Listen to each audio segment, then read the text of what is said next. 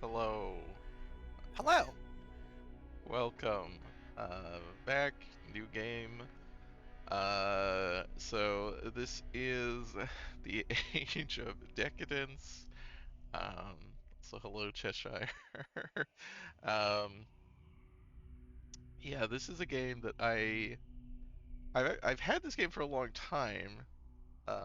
And then I only played it for the first time like a few months ago. I played a bit of it. I basically played through the opening act and then started the second one, and I was like, I think this might is interesting enough to stream, um, because it is odd.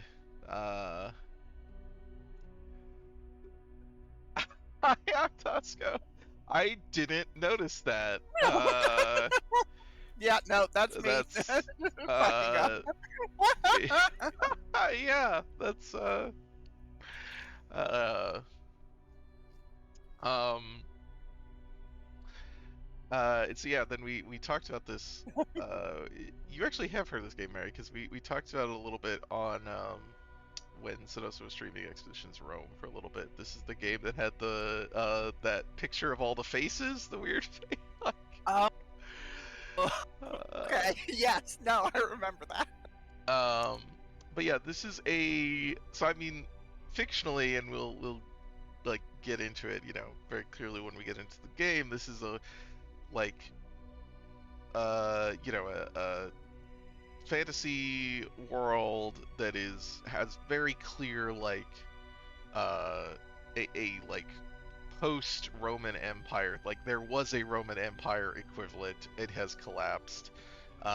There is and it's sort of this post collapse of the Roman Empire, quote unquote dark age, like sort of milieu. Okay.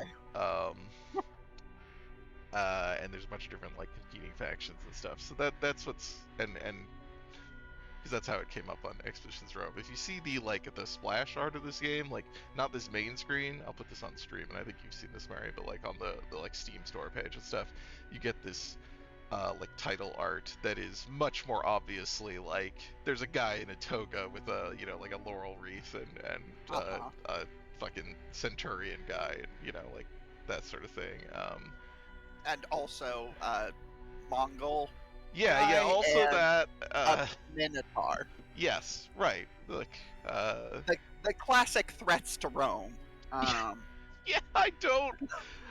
I don't know what the Mongol guy's doing, because there is a thing I know at the beginning of Act Two. We'll get to, which I think we'll get to because Act One's not very long. Is interesting. Not Mongol stuff though. I don't know what the deal with that is. Hi, Frabus. Um, I and so, but like, what is more interesting about this game is if you look at like the Steam page and stuff, there's a bunch of warnings on this where they're basically like, do not play this game and then get mad at us because you didn't understand what the game was. Which is a very funny thing to have to like put oh on my your God. Steam page of like basically like it is like it has caused us more trouble for people to buy this game and then get mad that we would rather you not buy it. Um Wow. I mean, part of that's also, I think, like posturing at a certain audience that they are trying to appeal to, and so they talk a lot about like how hardcore the combat is, and it's very Okay. difficult. But like the Sure. other side of this is, you can play a character that just never gets into a fight, Hmm. um, which is what I ended up doing when I was playing this. I'm gonna basically, I think, do the same thing because I think it was the most interesting way to do it. Um, because the fights are basically you are roughly I think on par with everyone else unless you are like super invested into combat because this is an RPG. There's a bunch of skills and shit. Sure. And basically there's and this is an isometric RPG. It is not a party RPG as far as I have seen. There doesn't appear to be any companions. And so anytime you get into a fight, if there's more than one person, you are really in trouble. So you're saying it's the perfect game for Danny? Oh my god. Yeah, let's get this on mages and murder deaths. That would be wild. Oh yeah, here I go to new game and I immediately get this thing. Like it's like this is a very different game from what you're used to. Uh, Combat game is extremely dangerous. Da da da da. You don't have to beat these fights. You can walk away. Um, yeah, I'm not gonna do training. I'm gonna start the game, and which is just gonna go into character creation, right? Yeah. Okay. So the main Be a thing, grifter. we're not gonna be a grifter. Why not? I'm gonna talk through. Um, so the way, yeah, so these backgrounds here are not just like what these actually do is so there's gonna be like a skill thing. I think if I go here, yeah, I can show you the skills and attributes. There's the standard attributes, more or less. And then there's combat skills, civil skills, which is an interesting name for them, and faction reputations. And this is all stuff, but I'm gonna go back. Um, so these backgrounds do give you a sort of base setup of like attributes and skills. That's purely optional. They're just setting like what the recommended thing for that would be. What these backgrounds like actually like fixed do is one, they set your faction reputations. And so something like yeah, the drifter or the grifter start with all zeros. They're people who don't have any established relationships. Um, Stuff like there's the assassin who the boatmen of Styx are the assassin guilds. So you are working for them. Um, the Imperial Guards hate you, which are like the remnants of the. These are a weird group that we'll get to. But so the actually more important thing that this background does is this is effectively like the Dragon Age Origins origin thing, where you start off in a particular position and with a sort of opening quest line based on what your background is. And One of the things about this game is, yeah, there are all these factions, and basically there are faction quest lines that are, you know, tied into the main quest line, and you can only be committed to one faction basically as like actually doing it. This is not Elder Scroll or something where those are all independent. It is like which faction are you siding with for the purposes of this thing. And so some of these uh, start already committed. Like the assassin is already working for the Boatmen of Styx because they're the Assassins Guild. Um, if you start as somebody like the Grifter, you don't have any commitments, and so you get a bit more freedom to choose who you're gonna align with. Um, and you can see like you could start as the merchant, who is aligned with well, you kind of have you know generally really good relationships. These are the noble houses that have survived. These are sort of weird pseudo feudal post you know Roman again post fall of Rome, these emerging like feudal states basically. But your highest relationship is with the Commercium, which is the merchant guild, and you can just be a merchant guy. Although all of these backgrounds, like these quests, do coalesce into some kind of main quest. And It there's is it, it is interesting to me that the merchant starts with significant relationship with the boatmen of the Styx uh-huh. and none with the Imperial Guards. That Yeah. that is very interesting to me. Right. Um Yes, because I think the reason for that is the Commercium are progressive, quote unquote, in the sense of they are like this is a new world order and we need to exist in it, versus the Imperial Guards are basically, as it says, like their goal is to turn back time and try to restore the They are the Empire. reactionary. yeah, reactionaries. they are the reactionaries in a direct sense. Yeah. Um, and yeah, the commercium is, like you said, this is an emerging feudal state. Right. The capitalist class is attempting to assert its dominance over Hmm. that. Um, Yeah. Um, so we can kind of get, and again, like these three houses are not. These are all different positions. Like these are not like, oh, they're just three color palette swaps of the same. Like they're different approaches of this sort of feudal thing, and they have a different position. But the thing that I'm gonna start as is a praetor, with this incredible outfit. Um, so the praetors are like old, like civil officials, like magistrates, right? That have become sort of feudal positions. Yeah. Which, yeah, I guess that they're part of the Praetorian guards of these nobles. So just like but they're basically like uh Praetorians are like fixers of the noble houses. Like, they're like the guys who go out and do shit. Um, and if you start as a praetor, you specifically start as a praetor of a specific house, of House Daraton here. Uh, and so you have, very high relations with them. You have a bad relationship with Aurelian, neutral with Crassus, and you start with okay relationships with these other guys as well. Again, not the Imperial Guards, because the Imperial Guards don't like the nobles. So we're gonna do this because I think this so, is interesting. To so start. Sorry. Yep. I was going to say, you said that the three houses are not just palette swaps of each other. Yes. Do you know the general like layout of what these three houses, how they differ?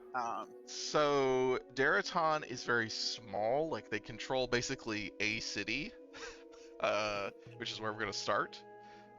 This is where the game always starts. It doesn't always start in the same place. It just starts with different like quests.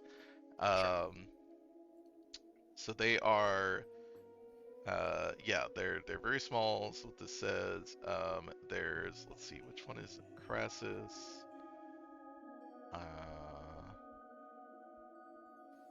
guess they're the mage house.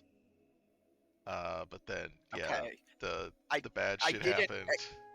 I didn't expect this game to feature magic from the way Right, it so is portrayed you itself. can't be a wizard. Uh huh. All magic, there's no such thing as combat magic in this game. It is not something you can, like, it is all, like, ritual stuff. Uh Um, huh.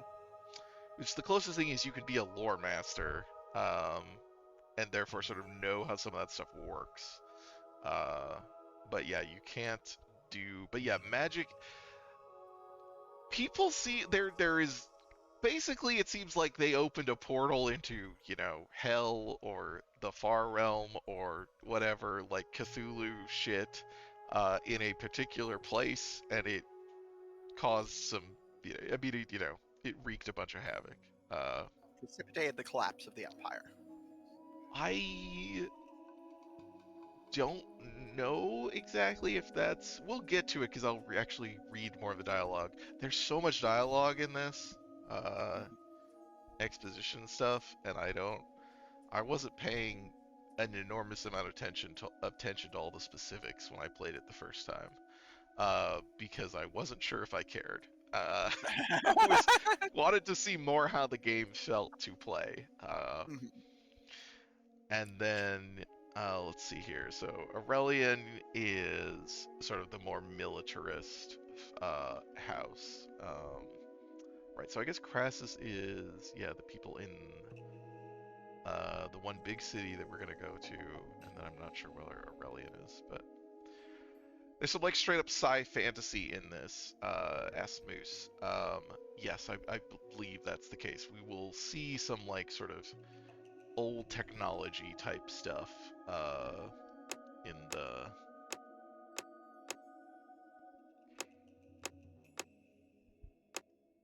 at some point, but in the at least within Act One already.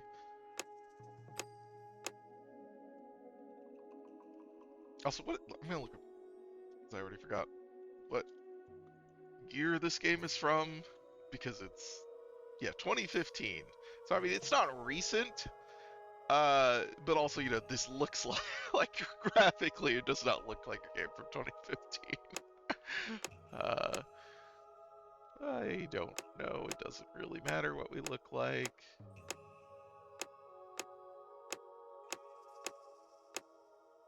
Sure. I don't know. What is color? That doesn't appear to do anything. Oh, is that hair color? Yes. Yeah. This is such a great angle. I guess this is the angle you're generally going to see it at, so.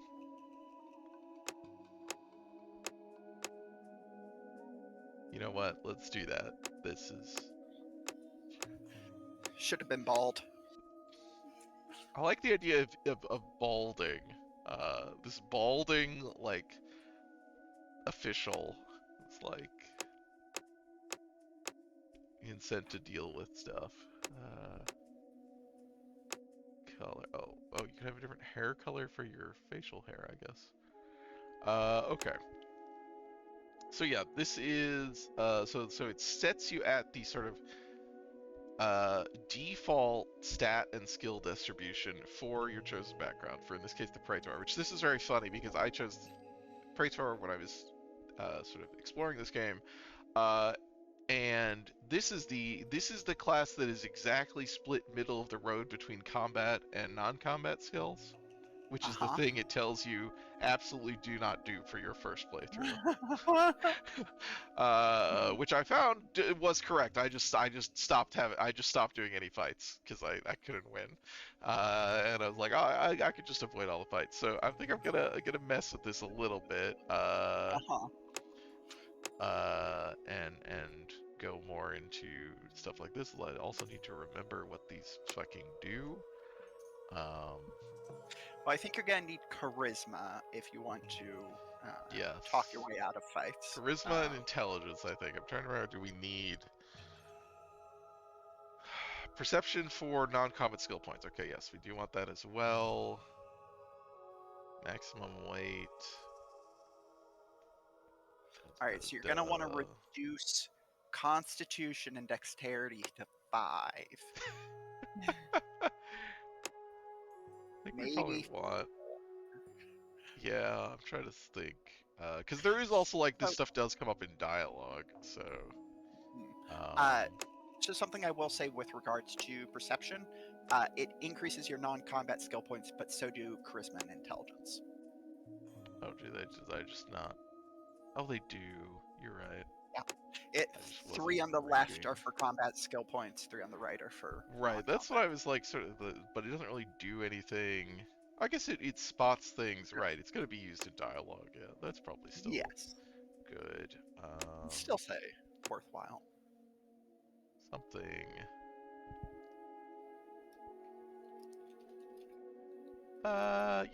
That's, I don't know, something like that is probably fine.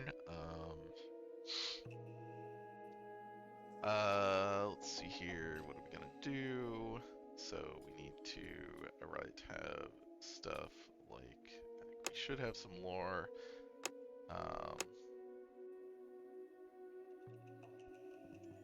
we should have all these. Do we want any of these other ones at all? I mean, we're gonna put more points into these, but um, I think these are probably good. The ones that it sort of highlights. Again, these are things kind of just highlighting based on your background, but it doesn't actually do anything. Um, but hi, Coyote. Where's the Age of Prosperity? It passed. I think. I think that's what happened. Um, yeah, something like just doing like this is probably fine, and then I'm not gonna do any crafting. It's my plan. Why not? I don't know how it works, and it seems complicated.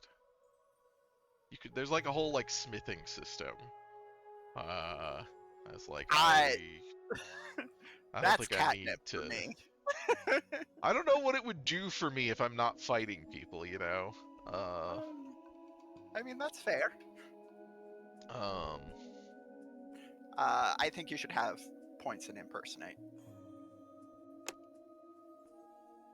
Thank you.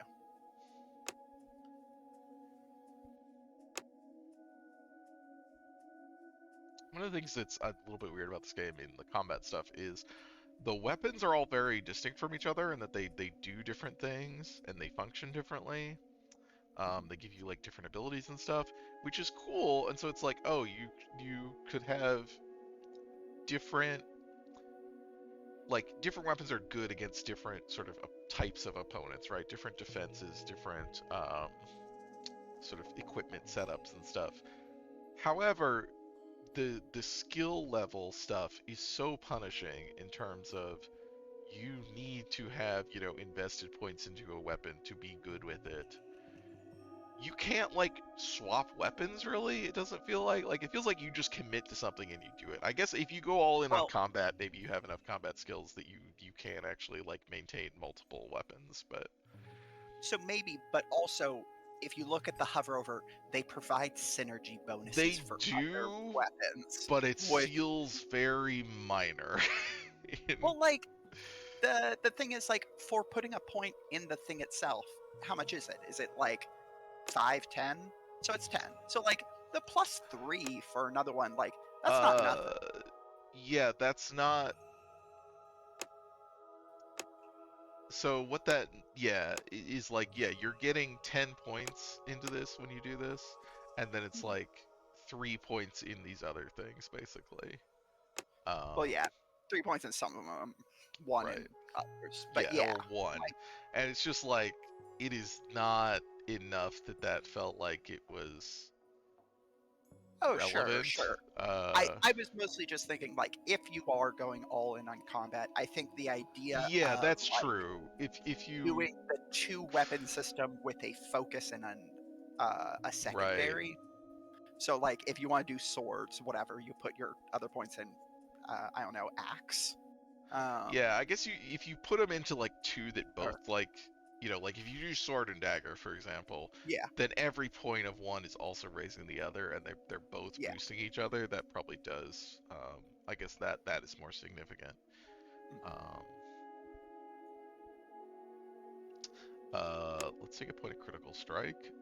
This one's very funny. Critical strike is like, oh, it's your crit chance. Okay, that's fine.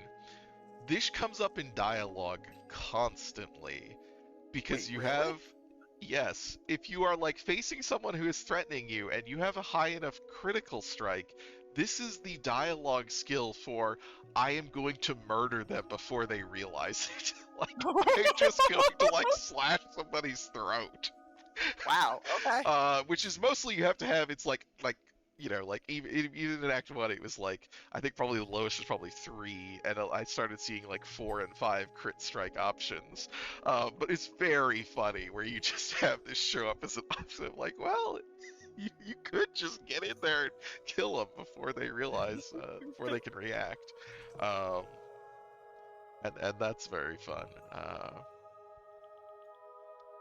But yeah, let's just do this. I guess we'll probably be fine.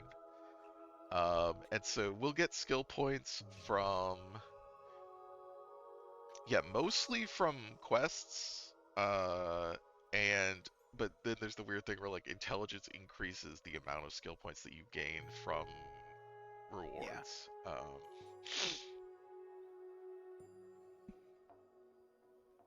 All right. So 10 in intelligence, 10 in charisma, 5 in everything else. this is like certain Fallout builds.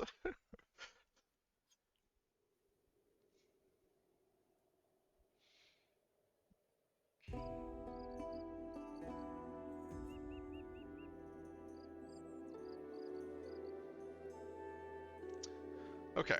The world and an empire that once ruled it lie in ruins. Noble houses that lorded over provinces, commanded vast armies, have been reduced to broken city-states. The Imperial Guards, remnants of the Imperial Army, act as a deterrent to open warfare.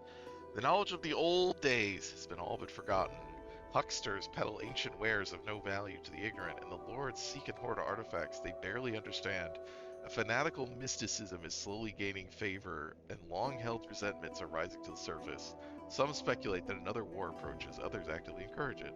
Times like these bring nothing but suffering for the common man. However, they offer a once-in-a-lifetime opportunity to those determined to seize the moment and follow it to riches, power, glory, and often an untimely death. Your adventure starts in Tehran, a small crumbling town far away from the main tracks of travelers and caravans. It's been dying for the last 100 years or so, kept alive only by the combined efforts of its inhabitants. Broken stonework has been replaced by makeshift wooden construction, creating the impression that a new town is slowly emerging from the ruins of the old one. Much like Terran, the noble house controlling the town has seen better days. Before the war that toppled the empire and the devastation that ensued, House Daratan was one of the most powerful houses, but that was then, and times have changed. Today, it barely has enough strength to maintain its hold over the local guilds. And yet, when you were offered to serve House Daratan, you dropped on your knees and swore fealty, grateful for being noticed and elevated above your status. When Lord Antides told you to rise, and you slowly got up, holding your head high for the first time and looking at the other praetors as peers, you were overwhelmed with a sense of purpose and power. You stand in the hall of Antides, signs of wealth and power all around you. Wherever you look, you see exotic tapestries and paintings, rare vases, gleaming statues, ornate pillars run the length of the hall, the way to the throne itself, where Lord Antides is sitting. The speed with which the overhead dialogue disappeared. Yes. I was like, where is it? Oh, it's down in the bottom left. All right, I can keep reading. I got this. How do I? Oh, I right click. Oh, I forgot to change my name, but that's fine.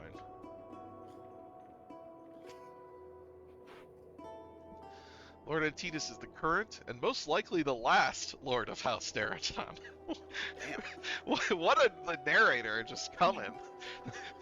It was prophesied that he would be the leader to restore Daratan to its original glory, and unwavering in his faith in the prophecy, Antides undertook many daring attacks against Daratan's enemies. Unfortunately for both Antides and his house, the prophecy failed to live up to its end of the bargain, with disastrous consequences for House Daratan. With the loss of a fort and 2 entire legions, Antides' domain was reduced to a crumbling town and a small regiment of guards, while the prospects of glory slowly faded away. Hail to you guys. Have you heard of the murder yet? Traders are slaughtering each other over a handful of coins they can make in this town. Usually I don't concern myself with such trivial matters, but the man who was killed is bringing me a tribute, an artifact to buy my protection with. It must be recovered. I'll remind you the merchant's guild who runs this town, but I'm afraid I don't have the armor that fits such a mission. Okay. Talk to Deller. Oh yeah, so now we do have some armor. Hopefully we don't need it. You enter the Commercium's richly decorated halls. Everywhere you look, you see signs of wealth, from the rich tapestries lining the walls to the gilded vases and intricately carved stonework. If money is power, then the interiors are designed to convey the message that the Commercium is a very powerful guild. Linos the Skull owed his nickname to his appearance, and his appearance to the decades of service to the Merchants Guild. It was that service that changed an enthusiastic youth with blue eyes and wavy auburn hair into a dispassionate old man with a bald head and cold, almost colorless eyes. Changed the color of his eyes?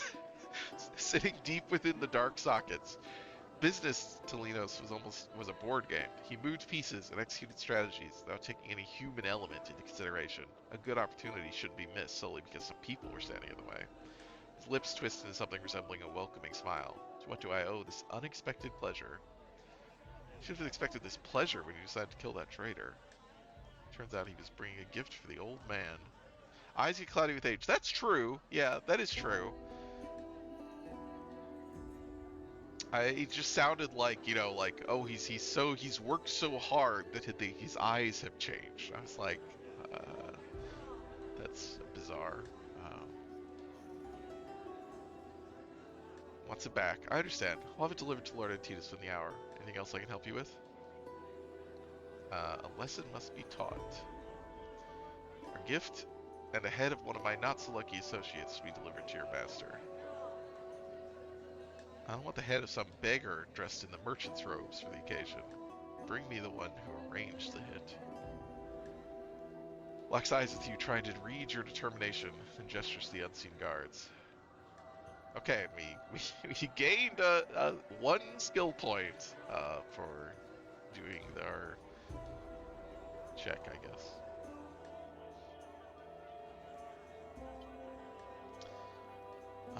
Another merchant enters the room. Xenon uh, is something he wishes to discuss with you in private. Tell me, Xenon, do you know who owns this town?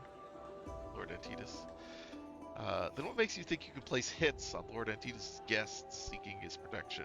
Who are you to deny his protection to them? Well, but Master Linos, we can tolerate certain indiscretions from a master, but not from a lowly servant. Surely you realize that. Uh, yeah, your life is in my hands now. This does not take a check. Honest around here. Uh, what would you be willing to offer me for it?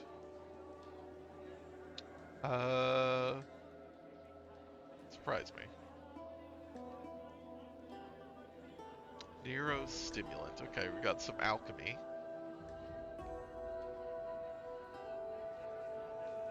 I don't need that, but okay. Linos delivered the map himself, along with a generous gift. Looks like the message hit home. Okay, 19 skill points. That's 19. good.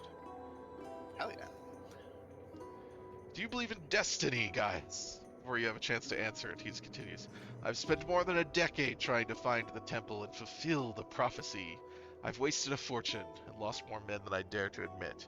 And just when I decided to give up, another map shows up. Coincidence? I don't believe in them. It is said that every man is given a chance to change his fate, to ascend to greatness and immortality, to rise above the ordinary and serve a cause greater than self-interest. Fate guided you to the map, and it will guide you to the temple. I don't know what any of this means. All in due time. I want to see how you handle a more challenging task. Talk to Delar. All right. It's interesting to me that like we will pretty soon be just like walking around the map more. We were at the very beginning in a zone, but for this opening set of quests, uh, it doesn't have. It's like go talk to this guy. And it's like normally it would just kick you back out into the world and have you go walk over to them and talk to them. Sure. And it just like no, it's fine. We'll just cut to you talking to them. Like We're not gonna make you walk. It's fine. yeah.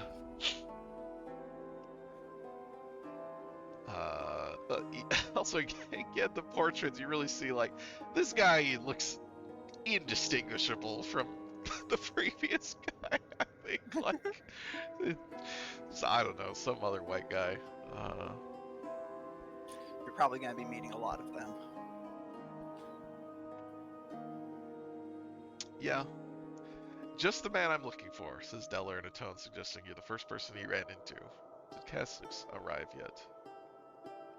The new lore master. I finally convinced the old man to get rid of that weasel Fang and get someone better.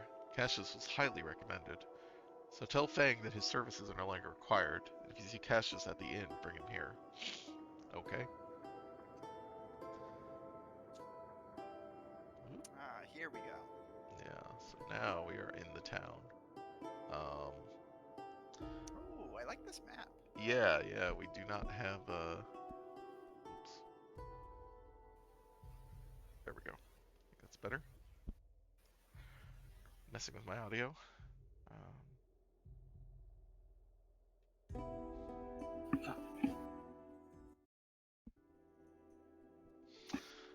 Yeah, so the maps are, not live maps.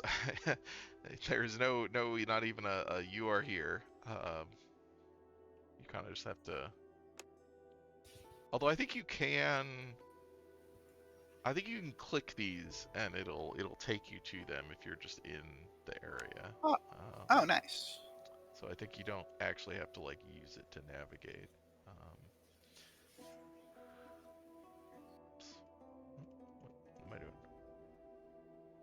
Can I not talk to this guy? I guess that's not a guy to talk to. Uh, in a world that's way downhill, the future lies in preserving the pre-war knowledge. Lore masters, the self-proclaimed experts on the antiquity, are at the front line of this trade, digging through ruins, copying ancient manuscripts, trading bits and pieces of pre-war knowledge, and appraising anything that looks old.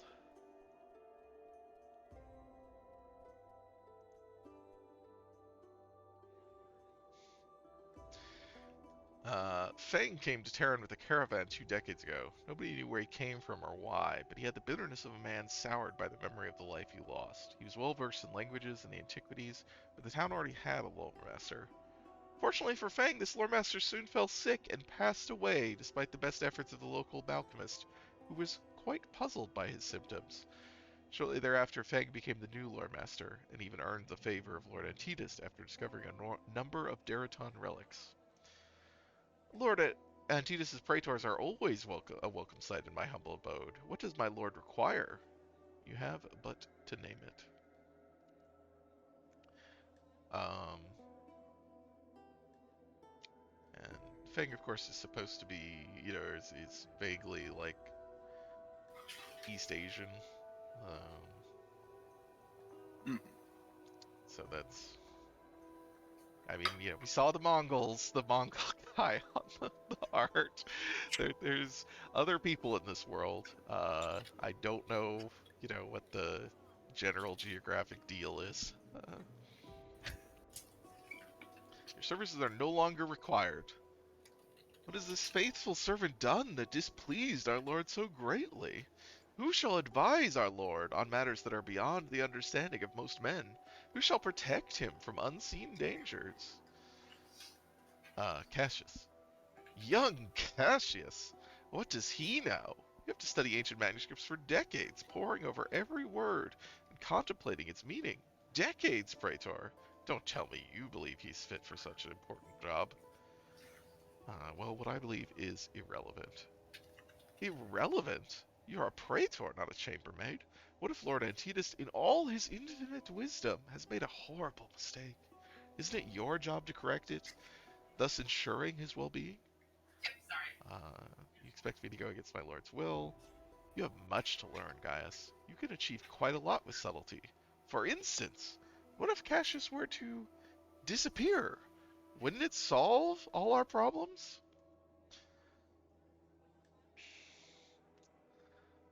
What if indeed? Why, you would probably shower me with gold if I were to bring you the news of Cassius's disappearance, wouldn't you? I would if I were a wealthy man. Unfortunately, I'm anything but. Still, in my joy, I'm sure I'd be able to find 100 Imperials? Yeah, I'll think about it.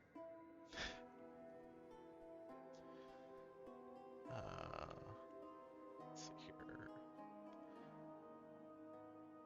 Okay. Cassius is at the inn, which is over here.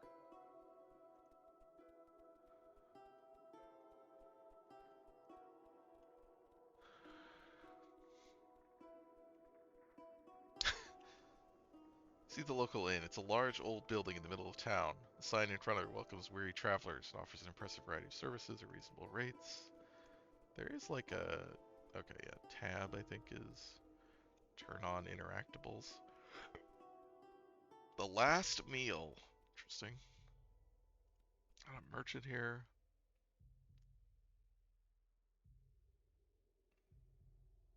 I don't think I need to shake down the trader. Da. But think it might get you skill points. I guess maybe. I probably should look at the,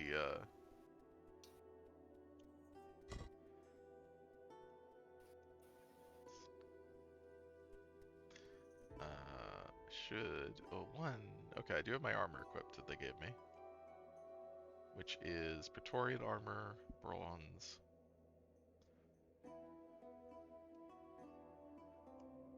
I have a ring. Oh, I probably should equip, like, my weapons.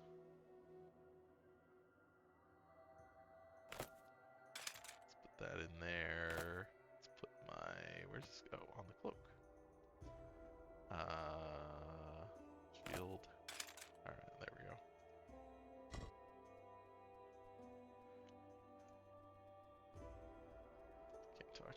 with people. There is like stuff all around this town we can interact with at some point, but I'll go through in these. Do these early quests first. The inn is full of guests. After spending weeks, sometimes months on the road, they have an unhealthy appetite for cheap wine, self-cooked meals, and women willing to share their beds for a few coins. Okay. Oh, and there's Cassius.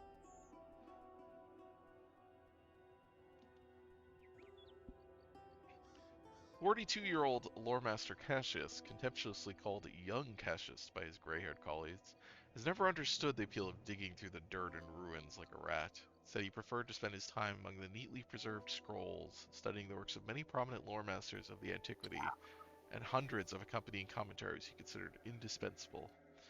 Master Cassius was working on his second tractate, analyzing manifestations of the divine will in the year 4052, when Antidus' emissaries invited him to Terron. He arrived early and was getting tired of waiting when you showed up and graced him with your attention. Is there something you I'm want? Yep, I'm sorry. s- oh, I was just going to say I'm surprised you can already choose to betray your lord and murder this guy. Uh-huh. Yeah. Yes, in this opening you can shift, there's a couple of different ways to like shift your faction allegiance. Um, I don't think it's actually shifts faction allegiance. This is just like you getting some money. Uh-huh. But I will be a good praetor.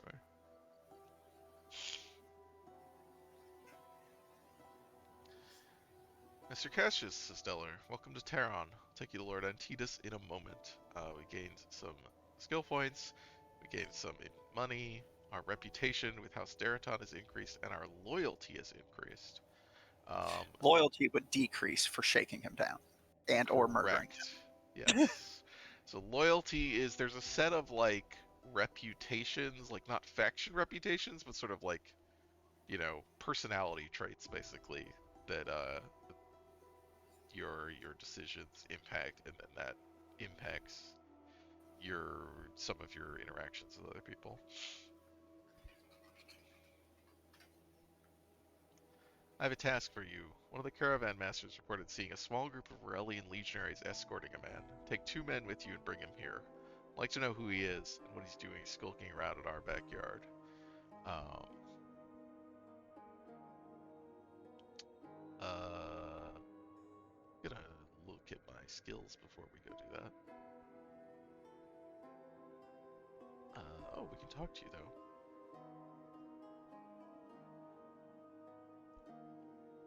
Delar, I've heard you used to raid caravans. What can you tell me about it?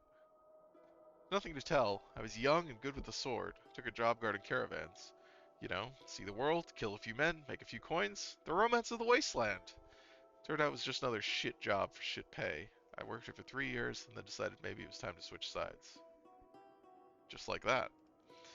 Nothing happens just like that. You ever worked caravans? Good men are expensive, so the merchant guilds hire what comes cheap. Kids, rejects, cutthroats. They start dropping like flies after an attack or two, which means less sleep and more shit to deal with for those who live. You're always up, always working. You and the slaves who pull those damned carts. Well, you start wondering who has it easier. You or the slaves. Well, I'm pretty sure it's you. What made you change sides? A sword to my throat? Most convincing argument there is. We were doing a 2-week run. A few days in, we hit a storm. Sand was everywhere. You couldn't see anything. Couldn't even open your eyes. The boss man told us to press on, and we did. To be fair, nobody thought that we could be attacked in that storm. The raiders picked our men off one by one. By the time we realized what was happening, it was too late. They gave me a chance to live, and I took it. Didn't even have to think about it. After that, we raided for a few years. Those were the good days. If I was smarter, I would have quit when I was ahead. But I was young and thought we were a force to be reckoned with. And we were, until the merchants paid the Imperial Guards to put us out of business. Sent me to the iron mines. I did 10 years in a place called the Second Chance. It's like a big empty pot called the town, with passages going off in every direction. The main ore deposits were long gone, but we could find a bit here and there. That's what the tunnels were for. Every day you trade ore for food. No ore, no food. It's a simple system that brings the best out of people. To escape? I waited for an opportunity since the day they put me there. Only took 10 years. You thought of going back to raiding? I have. I've also thought about going back to the mines. I believe one comes with the other. That's the other I'm not looking forward to. Three ways to make a living if you're good with a sword. You can do it for nothing, guarding caravans or fighting for the Imperial Guards. You do it for yourself. Sooner or later, you'll pick off someone who will swat you like a fly. Piss off someone that will swat you like a fly, and that would be the end of it. Or you can do it smart, work for someone like Antitas. He needs me as much as I need him. He goes up, I go up with him. He goes down, well, nobody lives forever. Is there anything you can teach me? Okay. Increased our sword, dodge, and critical strike training by basically half a level.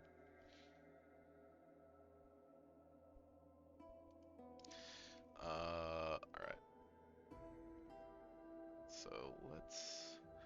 Right, how do I go to my skills?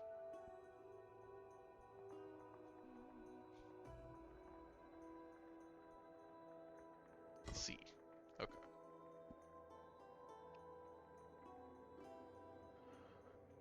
We have... Alright, so we have general skill points, combat skill points, and civil skill, the non-combat skill points, civil skill points. So generally quest rewards go into general skill points that can be applied to either side, but we are going to keep applying them to uh, non-combat. Let's see here. I think we probably want more persuasion.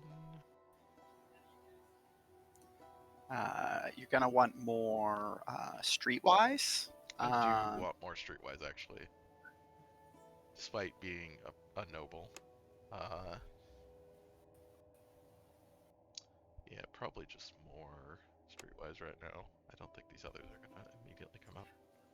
I am curious, like, what is it that lets you increase the maximum further? Is it just like you're able to go to the maximum now, and the reason like uh, What do you mean? the plus? I realized as I started to ask the reason why the plus mark for the skills went away was you just didn't have sufficient skill points available at the time. Yep. Um, yeah, so I was just thinking, oh, you are limited to a maximum of 4 right now, and later on Yeah, it no, would go it's higher. just that the cost to increase it goes up Yeah, every time, and yeah. yeah, I just don't have any more points. I don't know if there's a max that you can get to. I mean, there's a practical max. I don't know if there's like an actual hard max. Okay. I don't know who you are. I guess I don't need anything from you.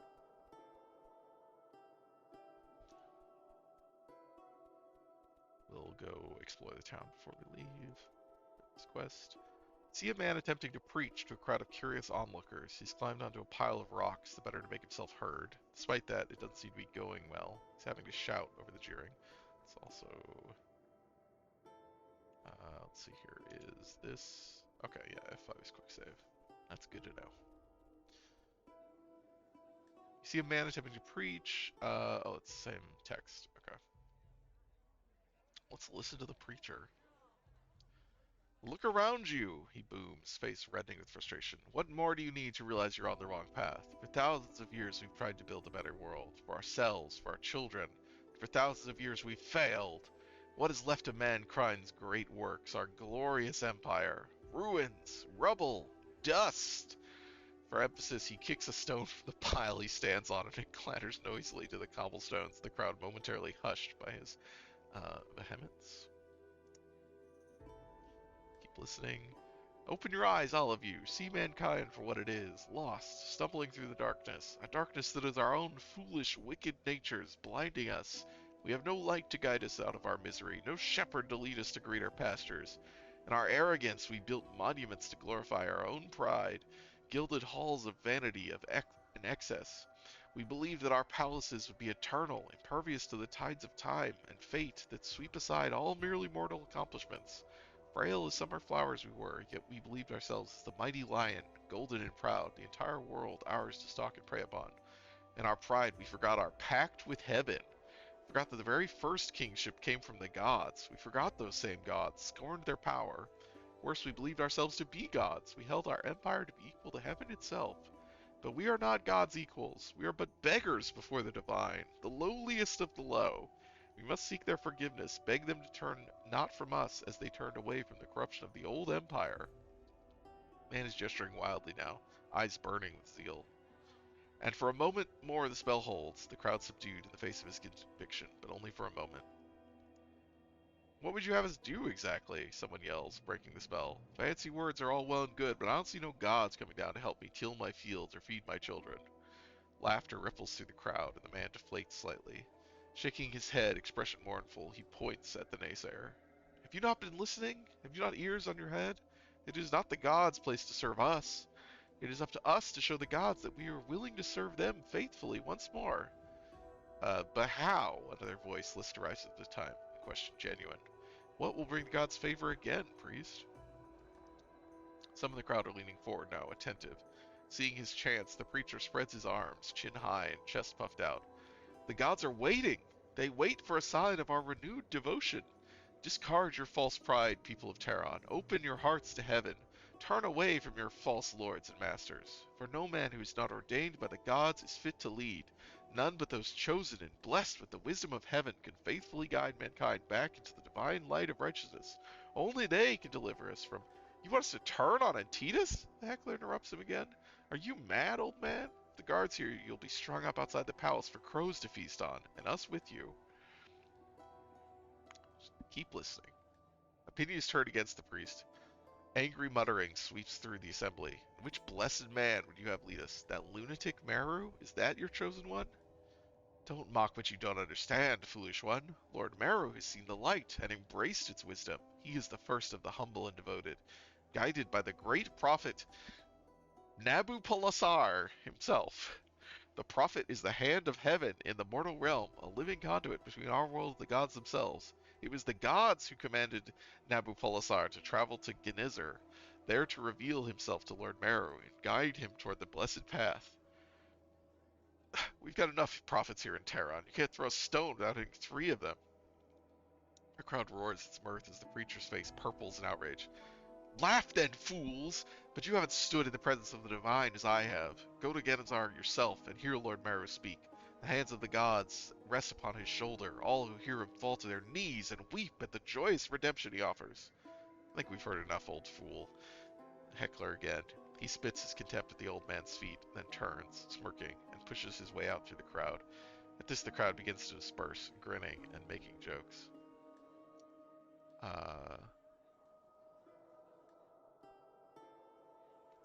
This game needed more proofreading, but it's fine. Sighing, the old man steps down from his makeshift platform, looking you over. One man, the old man addresses his question at the sky above. Is this all you give me?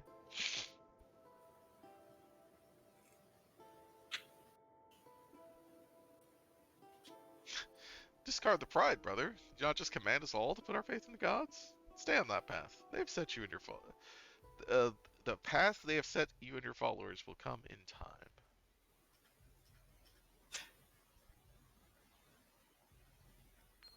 Preacher looks startled. Grimacing, he lifts his hands in apology. Yes, you're right, of course. Forgive me. It's been a long, tiring day, and I've received nothing but scorn for my efforts. I forgot myself. A momentary lapse, no more. And it's exactly when we are weak and times are hard that we must be most vigilant with our thoughts. Gods watch us, test us always. Preacher's mouth is gaping now, his eyes wide in surprise. Clear not used to being on the receiving end of a sermon, and seems at a loss as to how to respond. Eventually, he manages a question. Who are you? I'm no one important, just a traveler on the path. Much like yourself. A more important question is, who sent me?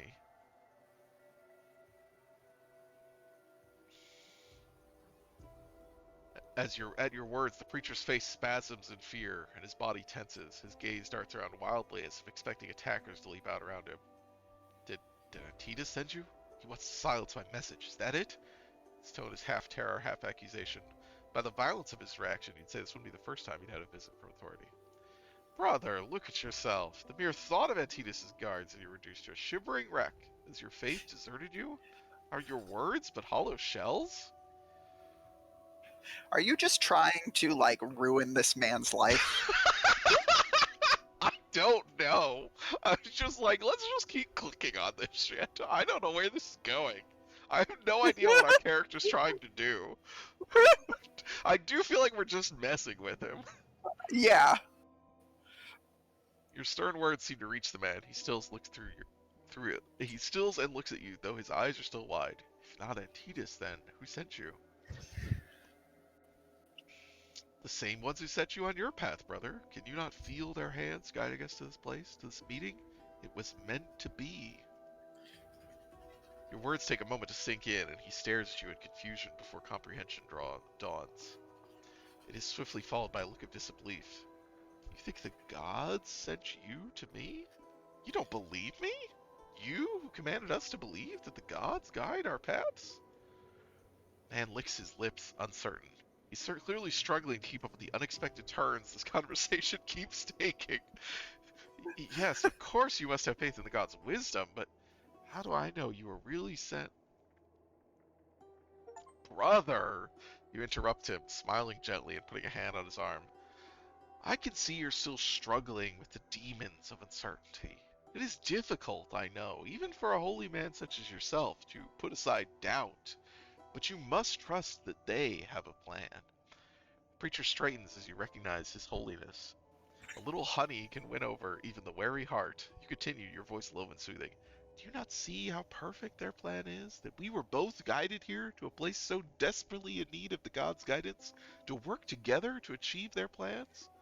Rejoice, brother, for the gods have chosen you to play a major role in those plans. We will bring this land into the light together. Startled look has returned to the preacher's face, but with it is a new emotion, awe. You can see a thought worming its way into his heart, the idea that he has been chosen for a special task. Oh He my is god. yours now. What is this? Uh, We must unify the efforts of the faithful, brother. Go to Madaran and Genazar. Tell them the will of the gods is about to be worked upon Terran. Tell them to stand ready to render assistance.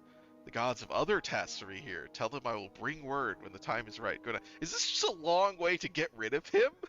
Like, I so I don't think it's actually to get rid of him. I think what you're doing is bringing essentially like a willing workforce to Tehran in a way like I see this as sure. potentially like bolstering House Antitas. Yeah, yeah. Well, we've gained reputation with House Crassus, so which is where the people that are associated with this like cult. Okay. Lead, brother, and I'll follow. I will return to the holy city of Genazar without delay and prepare the faithful for your arrival. Uh, okay. Oh, for your arrival. Okay, I thought you told him to bring them back here.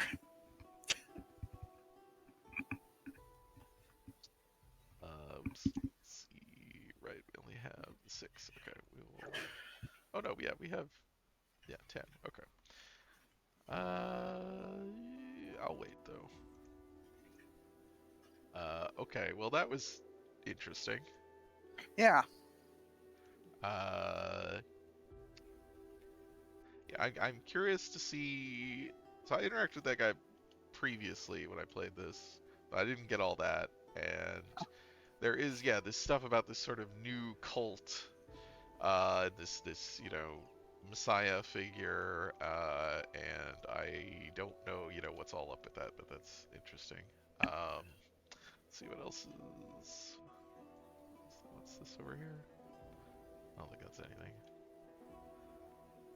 Because we're right here. Healer. The boatmen, the Assassins Guild just have their little spot over here. I think we can go. Uh, oops, it is I forgot down which here. house was it that hates you with your starting reputation for the Praetor? Uh, Aurelian. Yeah, Aurelian, I guess, has the. Although -1's not that bad, to be honest. No, Oh, I think it might have been I think it was negative worse. 2. Yeah, I think it went up Yeah, from something, but I'm not sure what. yeah.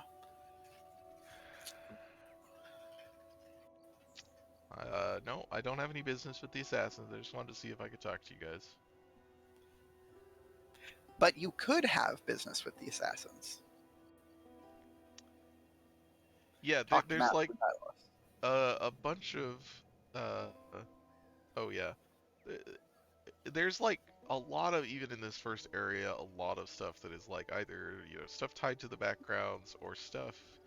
I believe my understanding is like, yeah, if you start with somebody like the Drifter, um, there's a lot more of like you can do a lot of different side quests that you were kind of locked out of because Sure. they're like entry level, like into faction stuff. Um, Hmm. whereas like we have an established place, so nobody really cares.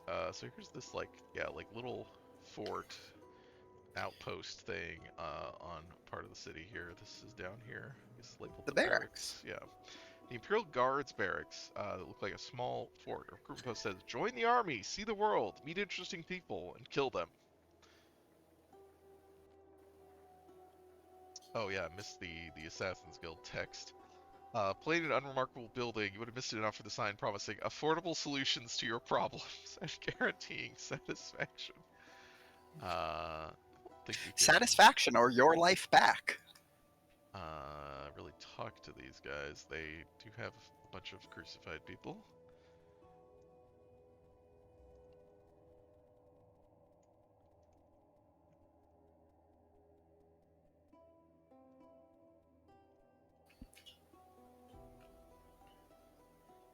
Free armor and daily rations. Let's see here. This was Fangs. I think this is the blacksmiths. Yeah. Affordable cold iron weapons, real steel dug up from the old battlefields.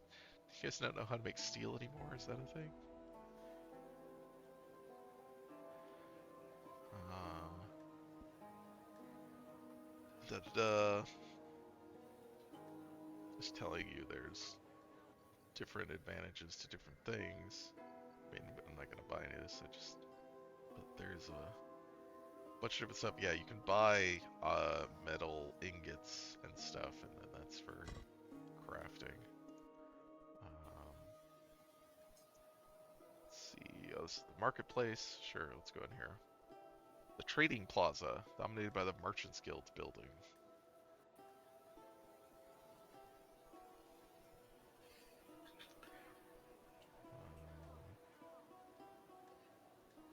Blood sausages.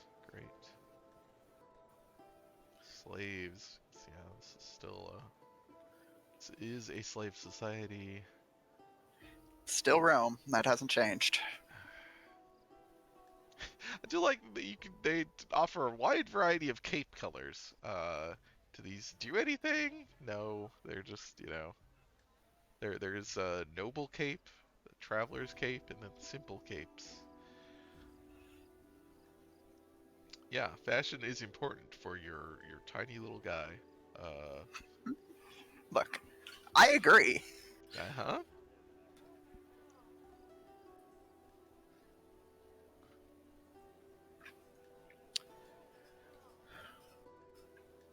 Grains, the finest grains. Oh, garum. He's selling garum. That's the fucking Roman fish sauce thing. That's what are you selling? Oh, just more of the more capes and stuff. Look, everybody needs a cape. Capes are in high demand. Most of these people do not have capes. There's This is no why capes are in such high demand. People don't have no any. togas that I've seen. Uh, this You know, maybe they're not fancy enough for togas. I mean, yeah, but I don't think I don't think Antitas had one. Can I go in here? Oh, this is Linos, yeah. Yeah, you threatened him earlier. Yeah.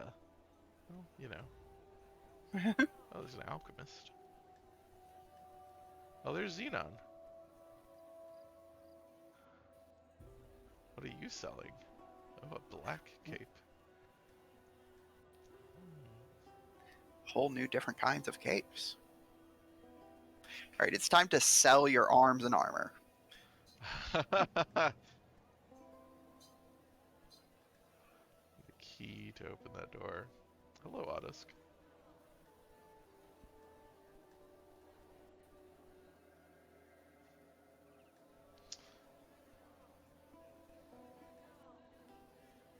All kinds of shit here. Okay. Yeah, I'm not gonna. There's some place over here. Oh yeah, I think back here. Yeah, gang members, gang leader. I'm not gonna go over there. Um, Hmm. well, maybe I will. I'll save the game and then I'll go over there. Are you going to get robbed? Oh no. I mean, whoops. You walk down the street, you see a young Oh. woman running from a drunken mercenary. Please, you must help me, cries the girl, grabbing your arm pleadingly. The mercenary takes another step toward her, and the girl darts behind you as if to shield yourself from him. She owes me money, 8 Imperials. Who's gonna pay you? You? I have a feeling something's wrong. Do we? I got a bad feeling Well, about this. yeah. You probably aware the situation seems. The mercenary's anger seems fake. Oh, yeah, they're trying to get money out of us. Okay. Yeah. And that's fair. Oh god. Yep. Okay, well they got away, but they didn't take any money, so that's good. Yeah. Okay, I'm gonna save, and then I'm gonna walk back into here. Hey guys, it might be wiser to turn around. Keep walking. Think that you're alone. The thugs come to the conclusion that you make an easy victim. Encourage each other with shouts. They block the road and wait for you to approach. Approach! And here's, yeah, you can try to critical slight. What do you think you're going? Where do you think you're going, dumb fuck? One of the thugs advised. I'm a praetor! That's dare Oh time! my god. You believe like the rest of them, don't you? Teach them some respect!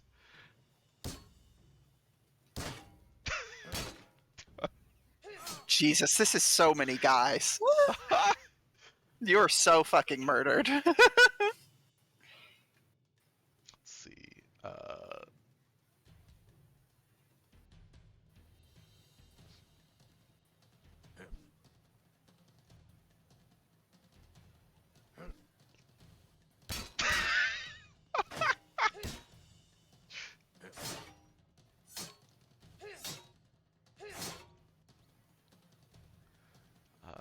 Where is my... Oh, there's my HP. Okay. Yeah, my to hit You're, chance is what? 29%. you're so bad at this. Like obviously we took all our points away from combat. Oh, Octosco, yeah, I'm showing what it's like if you get into a fight. Especially But a fight with more than one person. right, yes.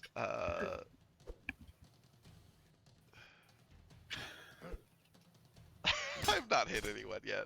Okay. Nope. Uh,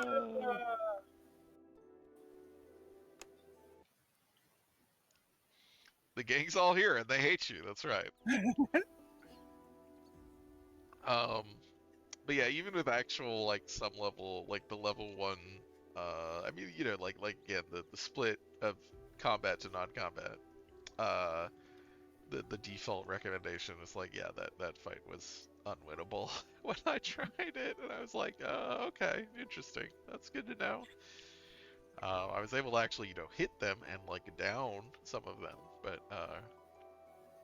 not enough. Okay, that's the tavern. We've been there. We've been there. Yeah, I think we've been to all these places. Let's go out, which means I need to actually go back and talk to... There you are, Delar.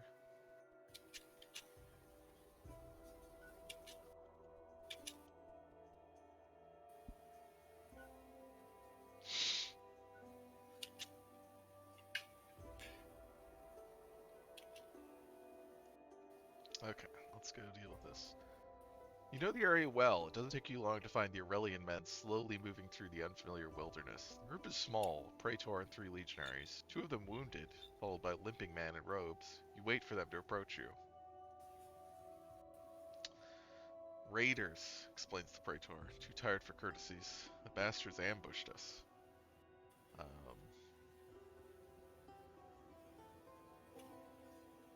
who's your friend?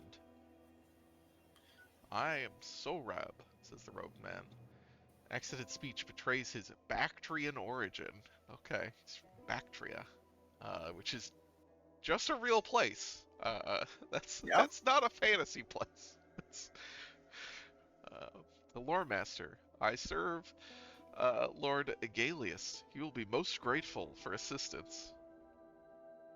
The way he says Lord Aegalius shows that he expects nothing but instant obedience and servitude. If you'd honor us with a brief visit as guests of House Daratan, I'll see that no harm comes to you. You have my word. Very well. My men and I will accompany a Master Sorab to Terran. Mm. Peacemaker reputation. Right?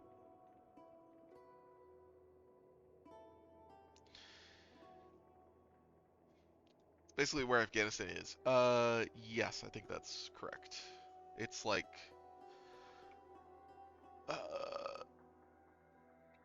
it's like where, like where Alexander got to. Um, it's like the Greco-Bactrians are like a thing.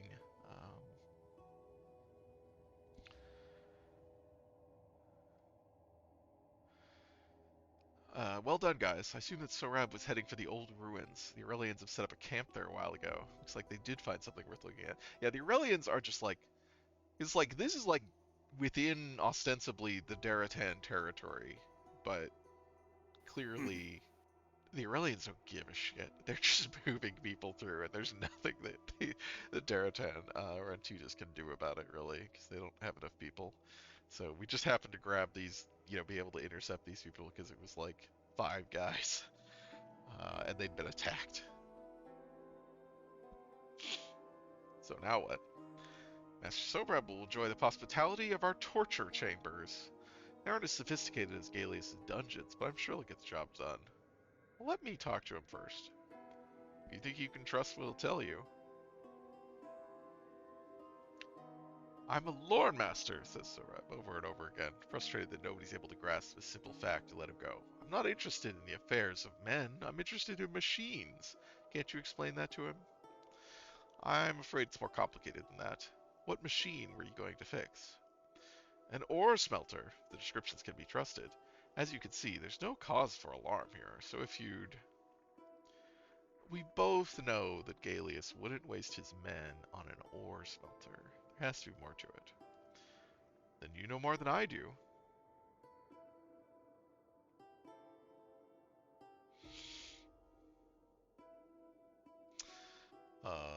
Except I don't know the right mantra. Give it to me and you'll be treated like an honored guest while I take a closer look at that smelter. Uh,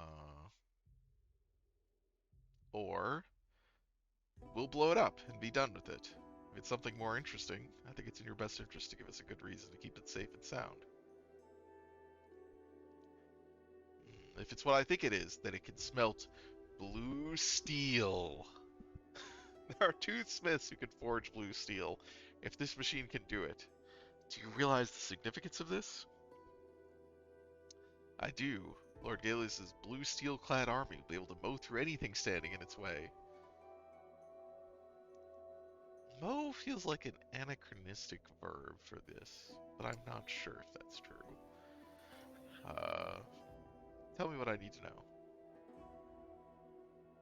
I guess, I mean, anachronistic obviously doesn't really apply because it's a fantasy world, but, Yeah. there's a mantra. It's a step-by-step set of instructions. If you can follow them, which does require at least some understanding of mechanical elements and principles, then you should be able to get it working again. Once it's up and running, change these parameters. Explains what you need to do in detail, making sure you understand what needs to be done. Keep in mind that producing blue steel requires a lot of power. You may not be able to produce a lot. Our word of honor increased. Yeah, so we have a couple of different sort of those personality reputations now. At least like one level of them. Mhm. Uh, yeah, anachronism does always feel inevitable. Just and there's It's a matter of writers sometimes losing the tone. right, yeah, because there's a lot of stuff that's like is not anachronistic but sounds anachronistic to us because of like styles of this is how this sort of stuff gets portrayed in our fiction. And then there's a lot of stuff that's is anachronistic but that doesn't that is normalized in those depictions so we don't notice it. So it's and to what extent does any of that matter?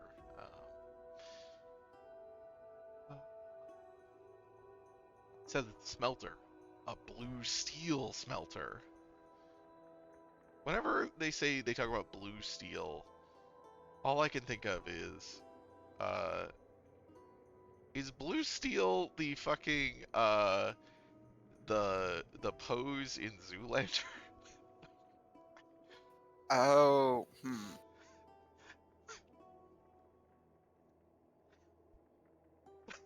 Okay, blue steel just sounds I don't know. It sounds silly to me as a term, but a blue steel smelter. No wonder Galeus wanted it so badly. Can you fix it? It's also a Magic the Gathering deck. Of course it is. Uh, Syrup said it will require more power, whatever that means. It means you'll need those little tubes filled with magic of the old days. I hope the Aurelians brought enough with them. If not, I'm sure you can find them in Mataran. There are a few things that one can't buy there. Anyway, let's deal with the Aurelians first and worry about Blue Steel later. Also, while you're out there skulking in the wilderness, take a look at that Raiders camp. 25 skill points, 150 Hell uh, yeah. Imperials, and 5 more skill points. The Raiders camp. You missed it. A few days ago, raiders walked in and started making demands, claiming his gang has captured a lord. We need to take the bastard seriously and use it for target practice.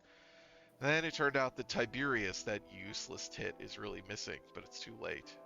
It was too late. So take a look at the camp, will you? If it's something you can handle alone, by all means do it. We have too many problems as it is. Having one less thing to worry about will help a lot. So what about this mining camp?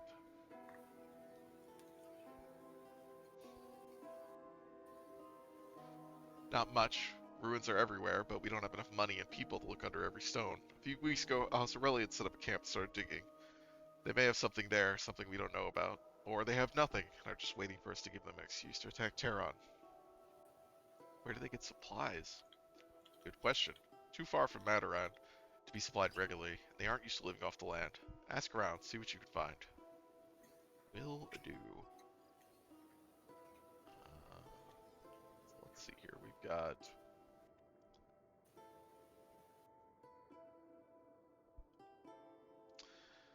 find a way to get inside, find out what the Aurelians are up to.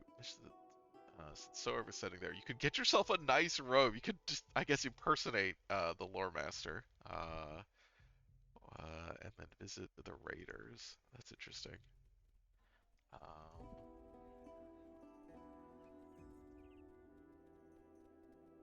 guess we could do that. I don't know if we have a. I mean, we could wear our noble clothes. I don't know if we need a like actual robe. Let's go see if we can talk to Sorab about it.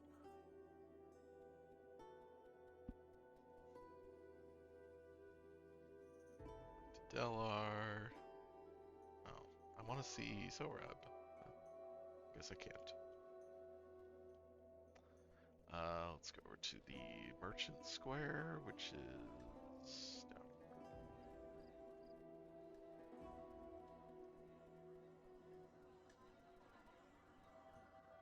Oop. Oh, as you near the market square, or you were near the market square when a man in rich robes approached you. A moment of your time, kind master. I'm Miltiades, a merchant by trade. I'm terribly sorry to impose on you, but I'm in a bit of a predicament. See, I deal in the finest weapons and armor. Each item is a work of art, forged from the rarest metals and crafted to perfection. Unfortunately, I can't open up a shop until I settle a dispute with the commercium. and I can't settle it until I start selling my merchandise. Thus, I have no choice but to beg people to show kindness and buy what they can at greatly reduced prices. I'm asking only for what I paid for these items, so it's quite a bargain. Would you like to take a look? My wares are in a house nearby. Sounds like a good deal. Maybe even a little too good to be true. One man's misfortune is another man's fortune, is it not so? The commercium's way of doing business are hardly unheard of. However, if you're having doubts and are more comfortable playing double at the market, who am I to argue with you? This is gonna get us ambushed and killed, probably. But let's go. Uh-huh. Okay. Servants greet you at the door and let you in. They're well armed and armored, but these are dangerous times. You never know who you can trust these days. The room is empty. Turn around to ask where this merchandise is, but the servants draw weapons and attack you. Run! You're not fast enough. I'm gonna be murdered. Just leave. I can't. Oh, maybe I You have to can. be next to the door. You have to be inside the door.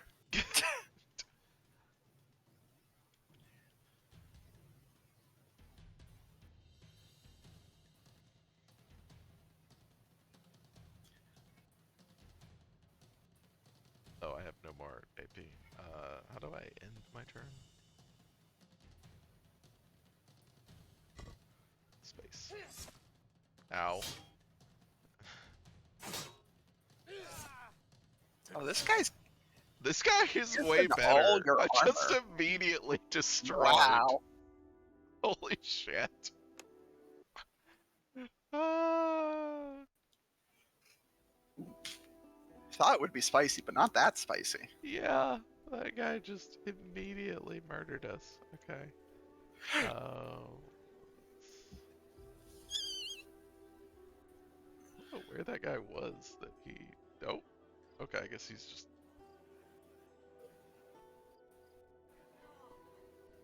Where? Oh yeah, he's right here. Okay.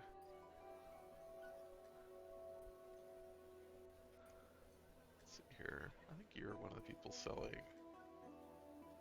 Oh yeah. Do you know anyone who's been buying supplies regularly enough to feed a camp full of soldiers?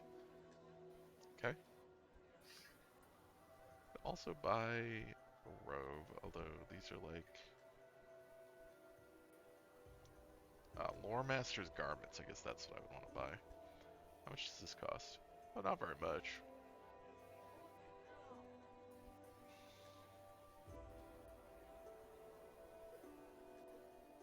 Oh yeah, like 5. Okay. Is this a little exclamation mark? Or maybe it was 1. I didn't know what it was. Let's go talk to the Commercium. He knows. Maybe he knows. Okay, can't ask him. Interesting. Thought he would be the guy to ask.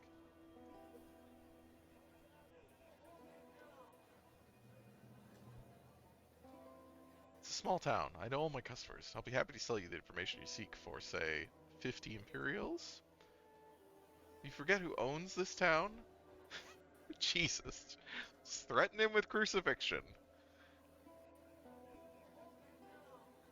I didn't recognize you, Praetor. My most sincere apologies. The man you're looking for is Raskos. You can find him in the shanty town. Okay.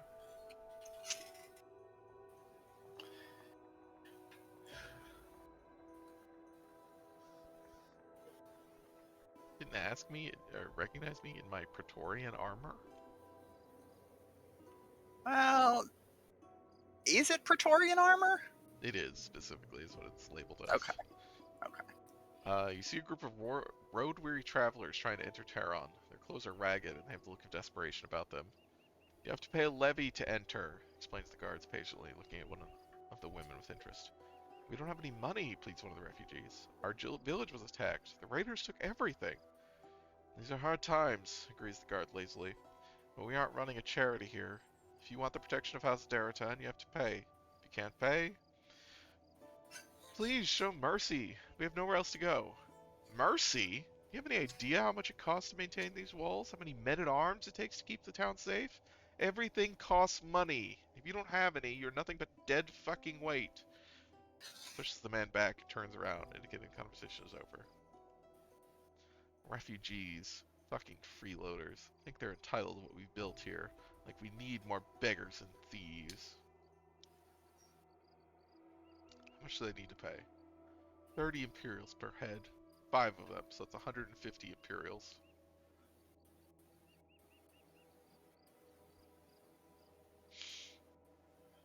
Could leverage my authority, but that's probably a bad idea. I mean, you just saved, right? I did. Oh yeah, no, I mean I don't think it's gonna like do anything bad now. It's probably just gonna like do it, coward. Alright, we could just tell him. It's your ass in line, not mine. I'm in your debt, stranger, but I swear it will be repaid. My name is Amolus. Look for me in the market square. I don't know how to pronounce, most of these names. We'll go try and look for them later, I guess. Small shanty town growing up outside the walls. The close proximity of the town provides good protection at a fraction of the price paid by the town dwellers. Here's our dude we're looking for. What do you want? Asked Raskos, scrawny man with a sharp nose, deep-set eyes. I hear you've been trading with your Aurelians down the mine. What's it to you? Are you blind? Can't you see who you're talking to? There are a lot of Praetor options. Yeah, I thought this was really interesting, was like, you really can just constantly exert your authority here. Like, Uh-huh. you have a status, and it is very different. Uh, And like of the places, like uh, it makes sense that you would be able to exert this authority here.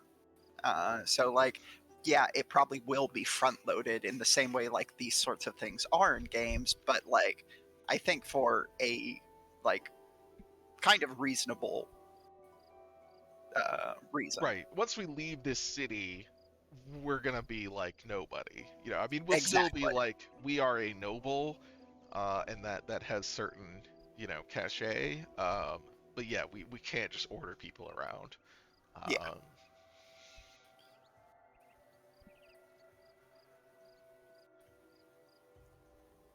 Um, my apologies, Praetor. The sun was in my eyes.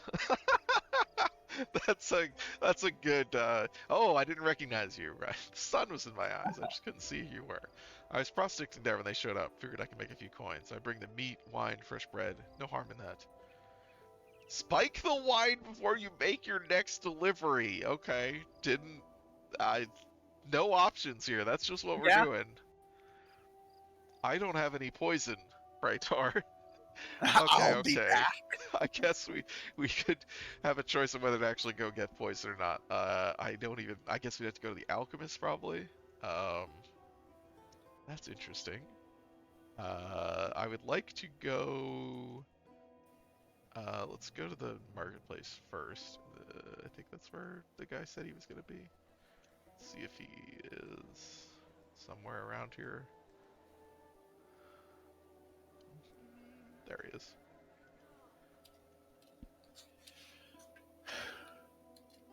Where am I?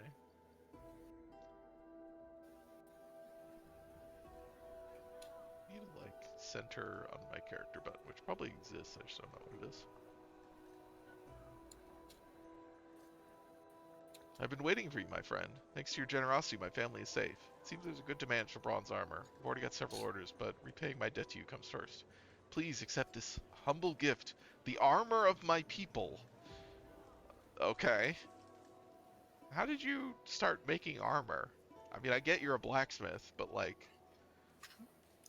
Look, they probably didn't have, the money for entering the village because 150 Imperials does seem like it's well, because I think it was him and his family as opposed to like Right, disparate yes, groups of that was... people. Yeah, yeah. Uh, my guess is probably less than that is enough to like whatever set up, uh, I guess, start yeah, that could be. trading. Yeah,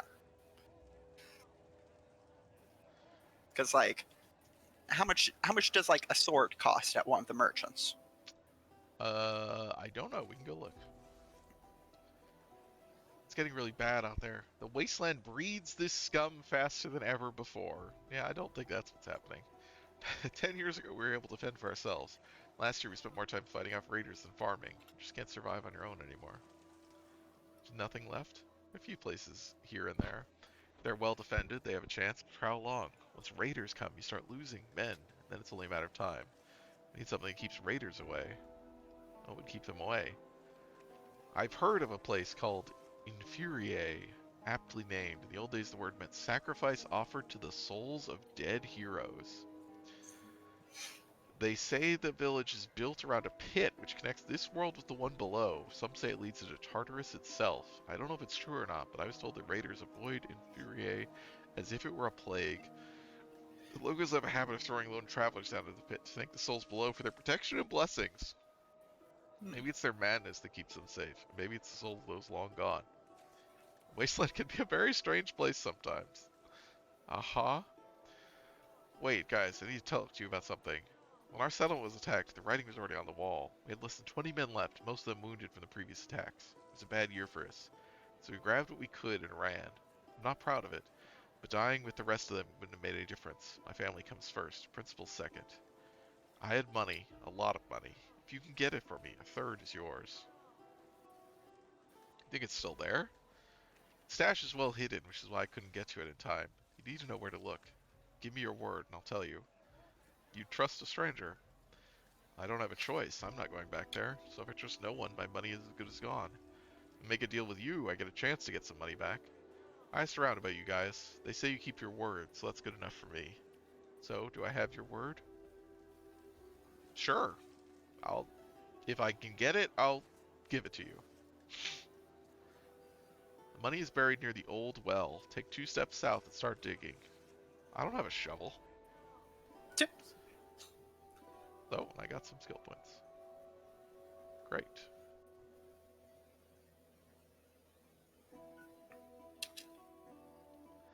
Well, let's leave. Horse. Alright. Well, let's go... Wait, how do I leave? Oh, do I go to the world map? You go to the world map, maybe? No? Yes. Terran. Okay, village, outpost, bandit camp. Let's go to the village. Uh-oh. Oh no! Oh, that's not good.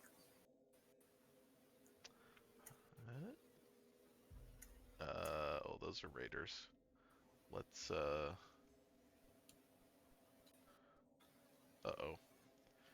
Hmm. Uh-oh. The village greets you Hmm. with the stripped-down buildings and abandoned fields. Only a handful of buildings remain, all of them occupied by rough-looking men who don't look like any villagers that you've seen. You count 80 men aimlessly wandering. 8 men, very different, aimlessly wandering around the village. They seem to be waiting for someone or someone. Something or someone. Could it be you? This calls for a parlay. Oh my god. I don't think we're sneaking. I did save, so. Fair. You enter the village. After a brief exchange, you're escorted to see the raiders' leader, a tall, wiry man with a rugged face and eyes permanently narrowed from years of squinting into the desert sun. There's an ugly scar on his throat, as if someone slashed it but didn't put enough effort into it. Did a mullis send you? Yes, already appearing tired of having this conversation with you. No? Oh, sure. Are you sure? Because if he didn't, if you just wandered in here all on your own because you like the view so much, then you're no good to me. If you're no good to me, you might as well be dead. See where I'm going with this? Let me ask you again. Did a mullis send you? Yes or no? Yes. Uh-huh. So, the old goat is still alive and kicking after all. You know, some people get grazed by a blade, fall sick and die. That's all it takes. Other people are seeming impossible to kill. I saw him going down with a bolt in his chest. Thought he was a goner for sure. And he managed to cross the desert and find a fool to send you after his gold. So where is it? Why should I tell you? Why would I let you live after you tell me, you mean? That's easy. Because after we dig out Amolus's money, you're going to take me to him so that I can thank him personally for everything he's done for me and to me. Touches the scar automatically and then lowers his hand and looks at you. And then you'll go your way and I'll go my way because you have nothing I want, and that includes your life. Uh, all right. I mean, we're definitely not gonna attack this entire group of raiders. Uh-huh. See, that wasn't very difficult, was it? Asked the raider, examining his leather bag. A bit light, but I'm a strong believer that something is always better than nothing. Now take me to it, Millis. God send we waited long enough for this meeting. Okay, you're always a sucker for tearful reunions, okay? I mean, so we're going into town with these guys. Are they gonna... Yeah. I feel like this is a problem you can solve when you're back at town. Right, as like, the guards aren't gonna like just let them walk in with all these weapons and shit, right? Mm, Uh, I mean, if I told them to, they would, I guess, but yeah. I don't think that I would do that. Uh, okay, there we go. Take the raider's leader and 2 men he's chosen for his mission to Terran. Near the gates, the raider puts his hand on your shoulder, the other hand poking your ribs with a dagger. The raider pays the entrance levies, joke the raiders pay the entrance levies, joke with the guards, and enter the town without raising any suspicions. Okay, I guess that answers that. Take them to Melissa's house. Uh, Emolis, says the raider, grinning maliciously, aren't you a sight for sore eyes? Mikos? Says Emolis, stepping back. Surprised? Thought you got rid of me for good, didn't you? Tell the truth. So did I. How the fuck did you make it through the desert with a bolt in your chest? You know what's funny, though? It's your greed that killed you. I would have never thought to look for you in Terran, but you wanted your money. Money you stole from me. And so you led me right to you. Help me, says Willis, his eyes locked on the raider, but he's talking to you now, pleading for his life. Yeah, I don't think I can help you, buddy. I mean, you know, We could try. you can try. 2 on 3 seems better Well, odds than 1 on whatever 6 that he, was before. yeah, he just, is unarmed and unarmored. Yeah, but he's a Uh, damage sponge. oh god, that's not what I meant to do, but okay. I wanted to just, like, see... Okay, Jesus. Well, you use most of your AP, so you can't. Oh, I can't do anything, yeah. That apparently took all mine. Alright. Oh, good, I didn't block Oh it. yeah, you're Oh, fucking I'm dead immediately already. dead. Am I, like, not... Is my shield, like, not equipped? Like, what's the deal? I think it is. I was blocking guys before. I guess my blocks just may be really low. So, Yeah, yeah. This is so uh, dangerous here. yeah, I mean, we're definitely not, yeah, able to fight. Do I have You points? could try sneaking. I have, okay, You've yeah, got. I could put some points into sneak. That might Yeah. be, I got, Try actually, putting 1 and then just seeing if that's enough to work. sure. Yeah, yeah. Just figure out what's the threshold here. Uh-huh. Nope. Nope. Time to leave. Can you just come back and try sneaking That's what I again? was wondering. But it did kick me out to a loading screen. So I wonder if it just like,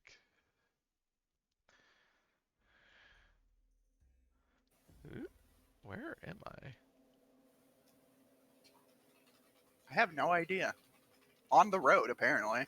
I guess this is a weird like random road map for like random encounters or something. Yeah, I didn't know that existed.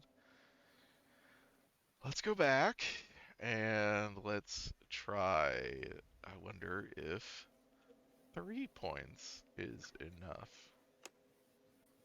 That's fine. I wouldn't feel bad about it. Yep. Nope. Wow. Do you think there's a roll? Uh, I am Because trying. I 4, don't remember if there's a yeah, if it's actually a roll or if it's just flat. Like this is how much you need. I think it's generally just this is how much you need to do okay, things. yeah, because just like requiring 4 sneak like this early into the game, I'm kind of surprised. Uh That's huh. all. You've Yeah. encountered a lot of other skill checks where just like, yeah, 3 was sufficient.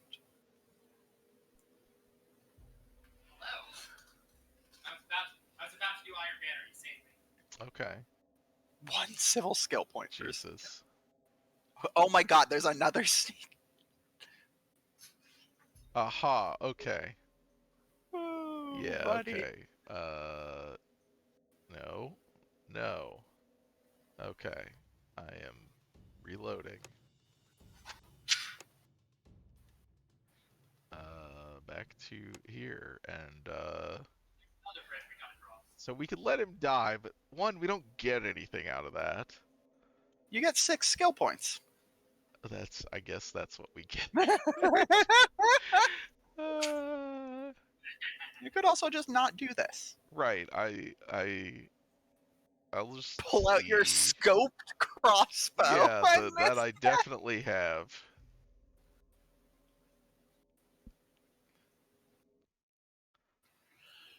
I'm wondering if this, like, I assume that this then is gonna tarnish my my word of honor reputation for getting this guy Maybe, yeah. killed. You can Uh, find out. yeah, I just want to see. Uh, walk away. All right, sorry, buddy.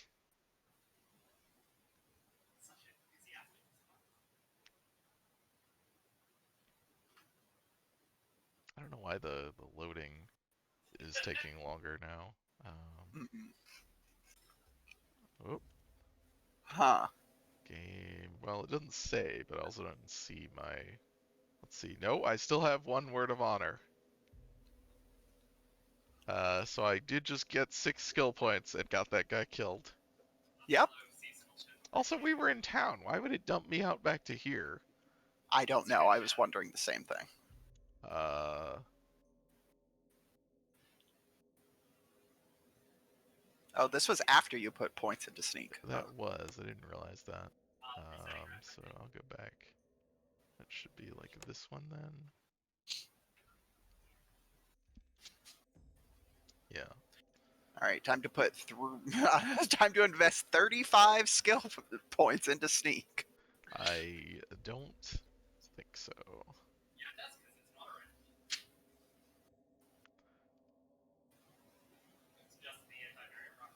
Damn, Uh, you really are just paying 30 gold to get this guy killed. 150 gold to get this guy killed.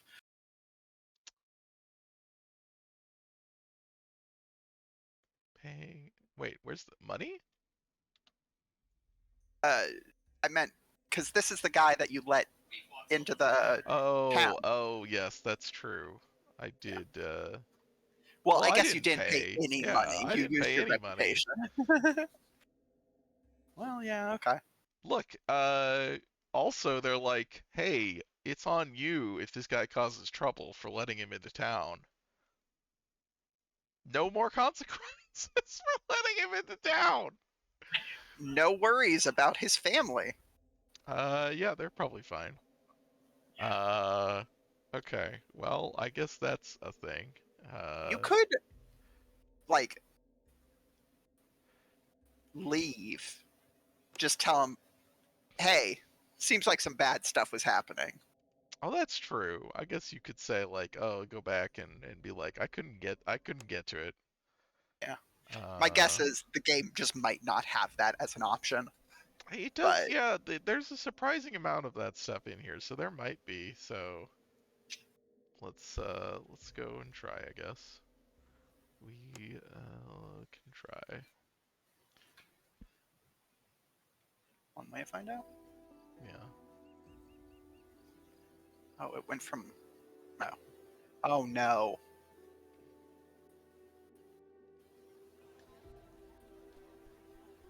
Why is it still flickering when you're not in that map? I was hoping that would just make it go away. Yeah, this happened occasionally when I was playing it before, so I'm not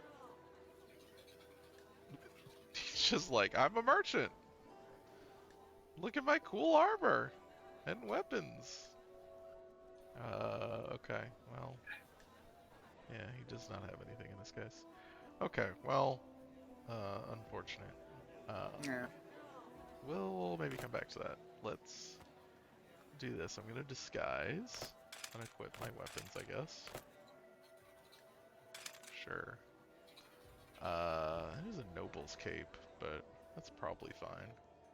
I guess maybe I should take off my ring that has the Daraton insignia on it. I don't know how much this matters, if at all, but It's okay. You're role playing. yeah, we'll try. So we're gonna go try and infiltrate this place. Not that, the mining outpost. I'm guessing I need more points to impersonate, but oh boy.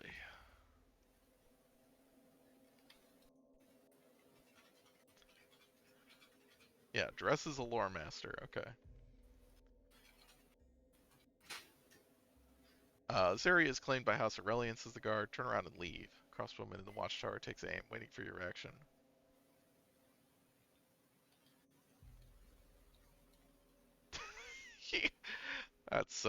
That's not a good idea. Um, my name is Sorab. Oh my god. All right.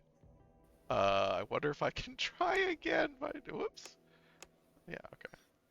Okay. I need you to go up there again and say, "My name is Soham." I really do. Nope. Oh, Okay. I can't. That's unfortunate. it would have been funny, It but would I'm have not been. surprised. Yeah. It's like obviously that doesn't make sense, but it would have been very funny. Uh, oh, whoops. I guess I should have loaded the autosave. Yeah, I'll have to see if I can find. After this, I'll do some Googling and see if there's anybody knows why this is happening.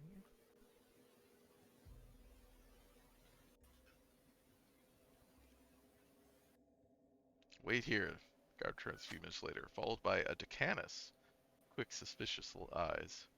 Master Sorab, where's your escort? We were attacked by raiders. I escaped. Did you?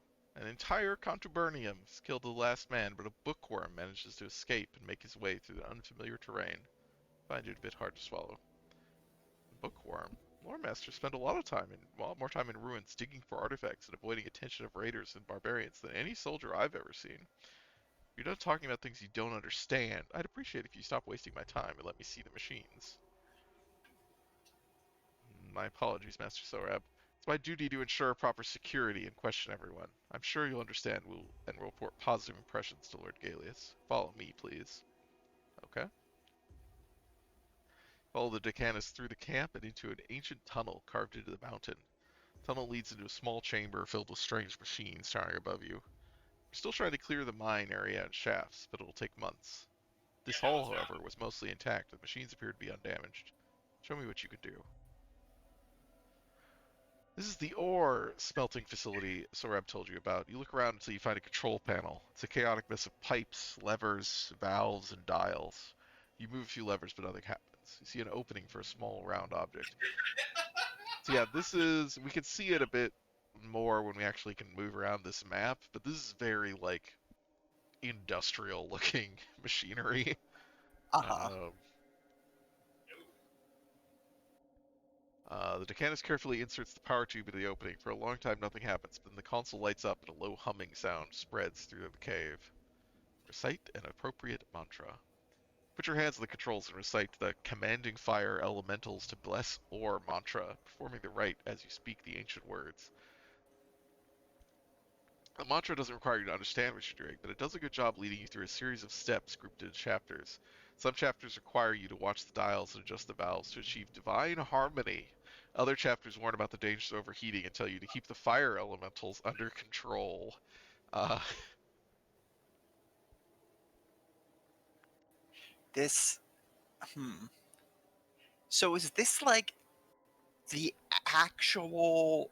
original documentation on how this works, or is it the reinterpretation of lost technology among people who no longer understand it?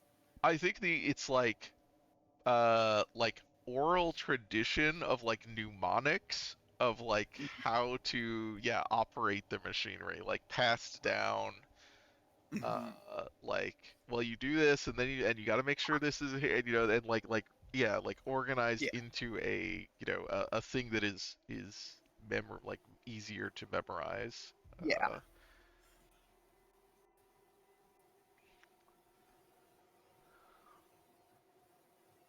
well, we will complete the ritual.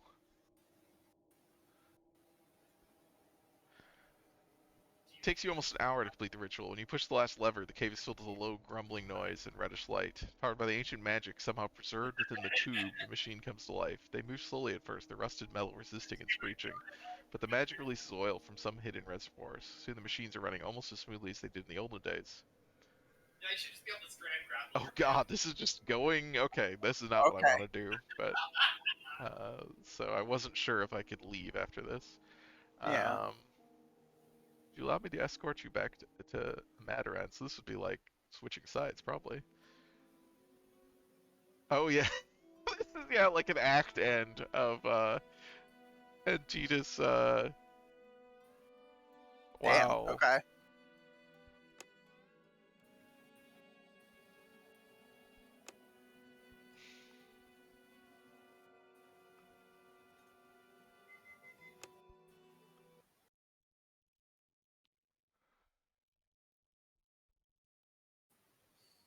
wow. Here are some permanent effects you had from Uh chapter huh. one. Yeah. The fact this game has like the Fallout ending slides like at the end of chapters is very interesting. I like it as a way to like, Yeah, I like hey, it. here are Uh, some reminders about mhm, like important things you did this act that will probably mhm. have a follow up in the Yeah, future. it's a These are the good... things worth remembering. Right. It's a way to signal like what mattered and what is kind of contained within the thing. Yeah. Um, we will talk about this later. Oh my god, okay. Because I'm gonna reload, but this is just straight up going into Act 2, which is interesting because there is a decent amount. There is more stuff there, but that's interesting. You could just go and do that. So let's go back to here. Uh, So I guess if you infiltrate as a lore master, you are either going to sabotage the machine or fix it and then go with them. Um, Mm. which means we can't take it for House Daratan. Yeah, I kind of thought you'd have the ability to take it for House Daratan. Like, I mean, I, just not through that way. Like we yeah, definitely yeah, yeah. can, but No, uh, I figured there was some way out of that after getting it right, running again, yeah. besides go to Act Yeah, 2. there's not just like like okay, I need to leave, and I'll be with you back. I'll come back, I promise. Yes, please equip. Okay, so that's interesting. Very interesting that you can do that. There is a lot of branching stuff in this first act, especially. Again, I mean, obviously there's all the different starting positions, but just like a lot of different ways that this can go, which is what was interesting to me about this, to realize that, as well as just like Yeah, it was interesting to, I mean, basically just not be fighting. But yeah. so let's instead go to talk to the bandits at this bandit camp, not the other bandits.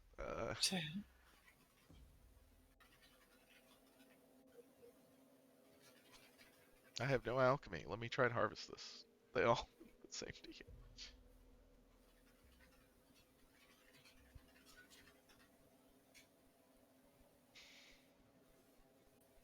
Hey guys. Oh, Enter a small camp in a forest clearing. Rough boards nailed to nearby trees form a crude perimeter fence. Inside the fence there are several patched up tents, a campfire, and a metal cage hanging from a makeshift gallows. The cage is occupied by a roughed up man in a dirty tunic. Okay. Secrets will be unveiled. Talk to Esbenis. He's back there. Honey, I need to Okay, do this there to he is. stop solitaire. And there's this cage here. Oh, I guess we can't talk to him, but this is Tiberius, this idiot noble who's gotten captured. Mhm. Please, he was called a tit. He was. Several raiders in the battered armor acknowledge your presence by getting up and loading their crossbows. A gray-haired man with a military posture emerges from one of the tents and assesses the situation. He barks some orders, swearing at his men and setting them to take positions around the camp. Within moments, some semblance of military order is created. Satisfied, the leader turns his attention to you. Again, you can just try and murder him, which we would not be able to do, but I'm here to negotiate. I found this fine young man walking alone in these very dangerous woods. When he told us that he's nephew of a local lord, we decided to keep him company and do our best to ensure his safety. I'm sure his uncle would appreciate our help and reward us generously. 1,000 coins should be enough, I think. I'll try to convince them for his sake. How does an imperial guard become a raider? Still easy to tell, huh? Once a guard, always a guard, my father used to say. I thought he meant something else, like some higher calling or something. Turns out he meant that once the habits are drilled into you, they stay with you until you die. As for how I joined the other side, well, such things happen more often than you think. When a village kid signs up, he wants to be a hero. He wants to stroll into his village in shiny armor and bet every girl. Said he gets to do 25 hard years and watch his friends die over nothing. When he realizes what he's got himself into, he's in the wasteland, a long way from home. That's what happened to you? No. I did 12 years, and when you do something for that long, well, it's the only life you know. Wounded and left for dead, raiders found me and took me in. Not out of kindness. They need men badly, especially men with proper fighting experience. While I was recovering, I lived like a lord. Food, wine, women, and a soft bed. They let me choose, and I chose to stay. The way I see it, you do the same shit, but the perks are much better. So how'd you end up here? They say raiders fuck up once. One mistake and you're dead. The group that took me in made a mistake falling for a fake retreat trick. I saw it coming and tried to warn them, but in the heat of the battle nobody listened to me. I didn't stick around and left while I could. My next group fared better until a desert storm forced us to seek shelter. We saw a mountain up ahead and pressed on despite being blinded by the storm. When we had reached the mountain, we could see that it wasn't what we expected. There was a temple carved into its facade, with a small entrance to what appeared to be a cave. It was a strange place, and now I doubt it was a cave at all. My men tried to warn me, and no, the irony isn't lost on me. But I dismissed their warnings as tribal superstitions. Paid dearly for it. Only a handful of us got out alive. So I went from one group to another until I had enough of the wasteland and decided to move south in sort of search of greener pastures. So I guess the wasteland is not like it's not like the general area like outside of towns. It's a specific region to the north. Yeah. What happened in the cave?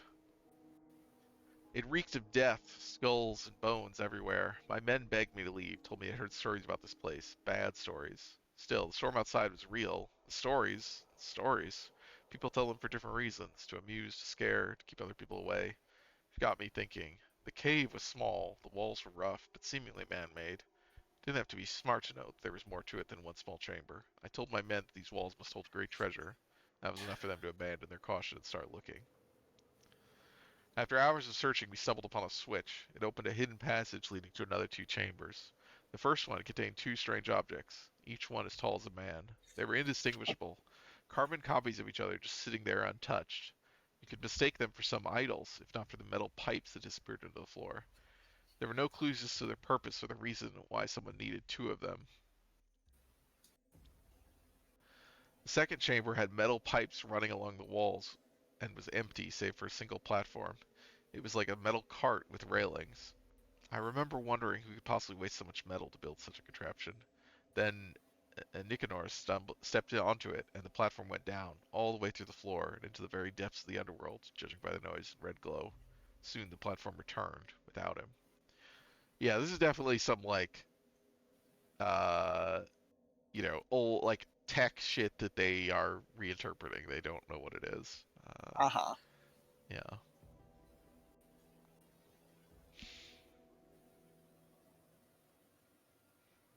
I mean, this is obviously like an elevator, the second one. I'm not sure what the first one Yeah. is. Uh, Told this story many times. Each time I wonder why I didn't immediately take my men and flee. It seems so obvious now, but back then in that chamber, it felt like we'd stepped into a fairy tale. Tale rife with disappearing walls, strange idols, and magic carts, taking only the worthy to hidden treasures beyond their wild streams. I sent my best men to see what was down there and bring back Nicanor. None of them returned. When the platform came back, it was as if it had come back for us. We ran outside to clear our minds, to escape from the hidden evils of that place.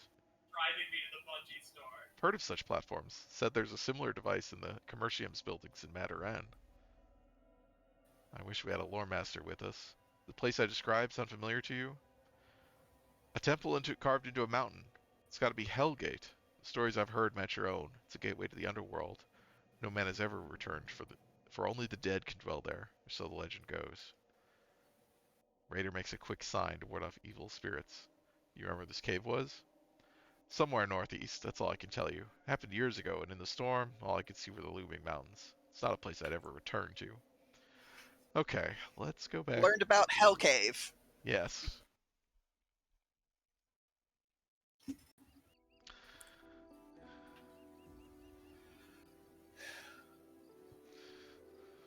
It'd be very funny if it's like Yucca Mountain, like Oh, a Jesus. nuclear waste disposal. Took the elevator down, and then everybody died. Nobody came back up. The elevator straight to the elephant's foot, you know.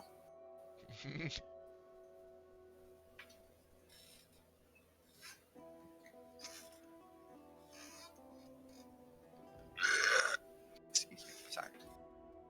You're fine. Talk to Delar about the bandit camp. They want money, 1,000 Imperials. Oh right, we did have the option. We could try to poison the Aurelian. Uh, Out of the question. Paying ransom is a sign of weakness and an invitation for more troubles. Also, we can't afford it at the moment.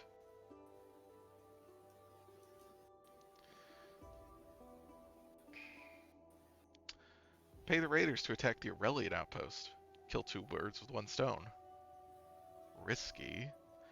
What's the downside? The outpost will be wiped out or weakened enough for you to finish the job, and you'll have both bodies of dead raiders to prove that Daratan had nothing to do with it. Hadn't thought of that. Good plan, Gaius. If it works, Lord Antitus will be very impressed. And hey, very real chance the raiders all die, and Uh-huh. you can potentially recover your money. Yeah, you don't have to pay them. That's the beauty of hiring mercenaries. No point in taking the Guardians defeated once they changed how people get credit. Two idols, the tubes going to the ground. Good guess are boilers. Yeah, that could be. He didn't really describe the shape of them, so that's why I was like, I'm not sure. It was just kind of like they're the size of a man, but like didn't really get a lot of detail beyond that. I have a better offer for you. There's a mining outpost in need of raiding and pillaging. Do what you do best, and Lord Otius will gladly pay you 1,000 Imperials. Everything you find at the outpost is yours as well. What do you say? I work for no man. Give me my money or the hostage dies. It's a good offer. Antitus won't pay the ransom. If you kill the hostage, you'll give Antitus no choice but to send his men after you. Hunt you down to the last man as a lesson to others. Or you can do Antitus a favor and actually earn your pay. We don't have enough. We gotta...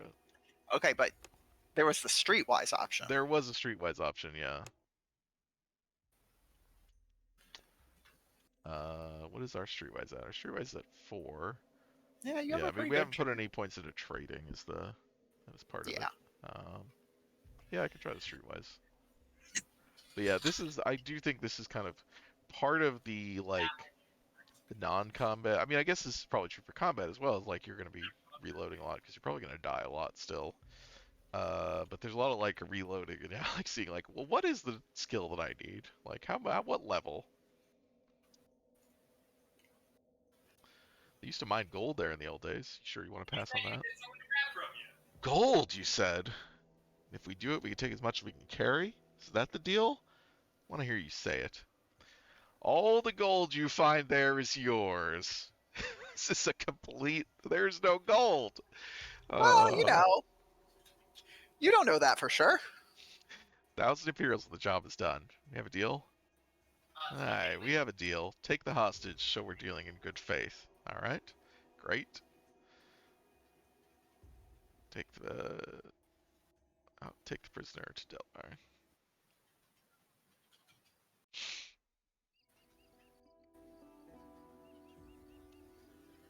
Now it is a question of whether Antitas just has them murdered whenever they come looking for their pay, if they succeed. Right.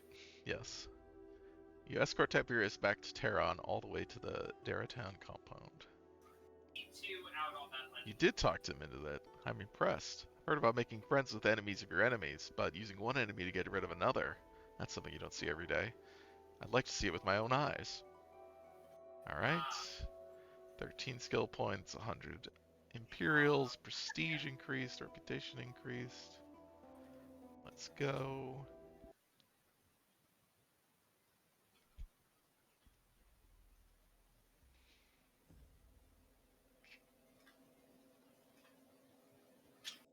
So whose dead bodies are those? Bandit, bandit, bandit. Oh, there's an Aurelian. Bandit. Here's Delar. Sitting in the shadow of the mountain, the Aurelian outpost is protected from prying eyes by a tall wooden palisade that circles it. Judging by dead guards slumped over the watchtower's balcony, prying eyes weren't the outpost garrison's biggest problem. When you get closer, you see a half dozen dead bodies strewn around the entrance. As Benes, the raiders' leader, is sitting on the ground in front of a small barricade. He's covered in blood, but it's hard to say how much of it is his own. Some diggers are still alive, he says tiredly, holed up inside the tunnel. We'll handle it. You deal with him. Deller throws you a heavy leather bag and goes inside.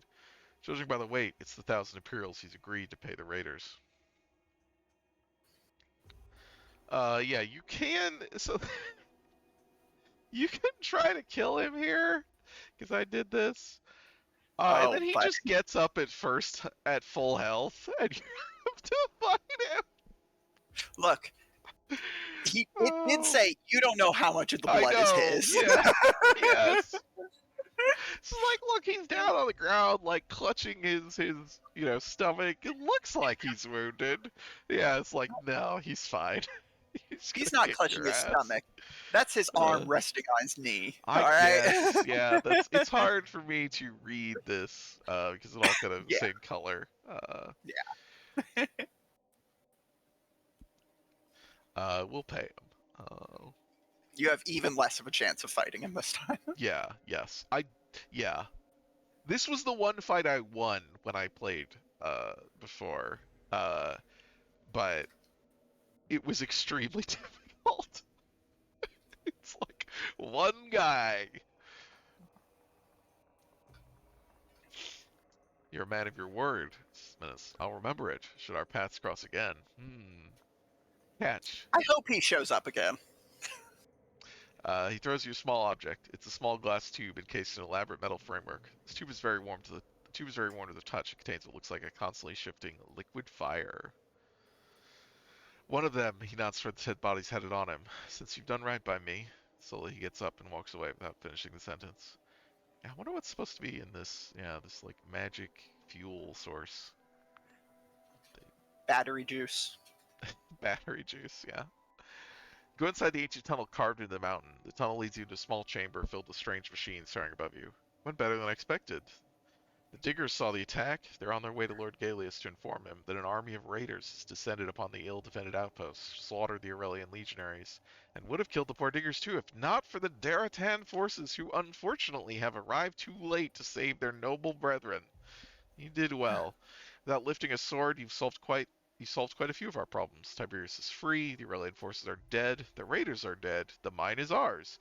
Not that it's doing any good at the moment, but still, take a look around. I'll head back to Terran.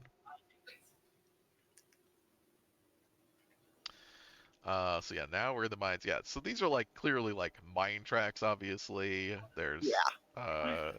straight up, yeah, like industrial machinery here. That's just a turbine. Yeah, like this is. They're like, oh yeah, the Dark Ages after the fall of the Roman Empire. We lost knowledge. It's like, oh, you guys weren't kidding. This is a different level of shit. Yeah. Recognize some machines from drawings and old manuscripts. Looks like an ore melting facility. But judging by House Aurelian's interest, it could be more than that. Well, we know it's a blue steel melting facility Well, yeah. Oh, specifically. treasure chest. Crates. Black powder. And bombs. No, take all of them, please. And oh, I guess take all. Yeah, and Yeah, I was black going to powder say. bombs. There's the take all button. Okay, I those think are they're. one Yeah. unit. Great, more games should do that. Baldur's Gate.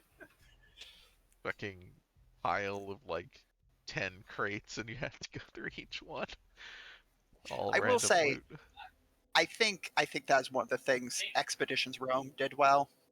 Just having the loot all nearby objects thing Yeah, when you yeah. go to loot a dead body.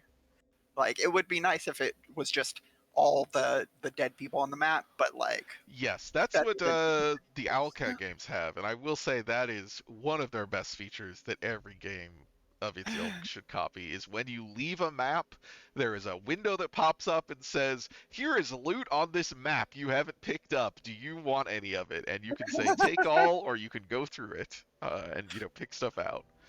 Good. Uh, it's like, that's so good. Yeah. Uh, I guess we'll Too bad take you all don't this. have. I've no idea, yeah, what to do with any of this.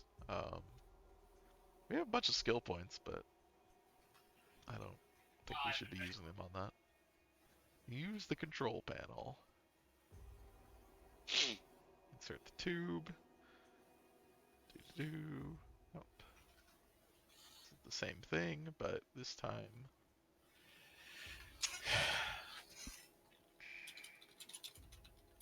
Well, we could examine it with our non-existent crafting skill. Nope. Can I switch it to blue steel? Yeah. Oh. I would need Wow. more lore. I'm surprised you got to succeed before, but you didn't get. Well, no, I think this is the same level I had it before. Um, I don't think I had the additional option. So we've turned it on, which is what we did Yeah. before. No. And now there's Sorry. an Yeah. extra option to actually turn on the blue steel stuff, which does Okay. seem like it's probably worthwhile to do. Also, we have a lot of skill points, so Yes, you I'll certainly see do. if because I definitely want to keep increasing lore. Okay, never mind. How much would it cost? 20? We could do that because we're gonna be You have a basically lot of increasing. skill points. Yeah, Yeah. we can try this. If it's okay, we're gonna. Yeah. The fire elementals ignore your prayers. According to the mantra, it happens when the divine presence is strong enough to force the elementals to do your bidding. Oh, you need more power. Yeah, we don't have enough power. Interesting. And this was after inserting the tube you got from. Right. Yeah, you had to do that to even turn it on in the first place. So, Yeah. Yeah. yeah, it's working, and we did. Yeah, I guess we've just determined we don't have enough power. So, okay. Can I not like these guys are dead, right? I don't know why it's a dagger. Yeah, I don't know. I can't like loot them. No, they probably were already looted. I mean, that's true. We did come through here with our own troops. Oh well, I was even thinking it was just. The raiders. Yeah. But yeah, because I also can't loot the raiders. Oh sure, but the raiders probably looted the raiders. Sure, that's fair. They're not gonna leave stuff behind just because it was their friends. Mm-hmm. Wow, you're up to 15 reputation with House Daratan. I am doing so good for them.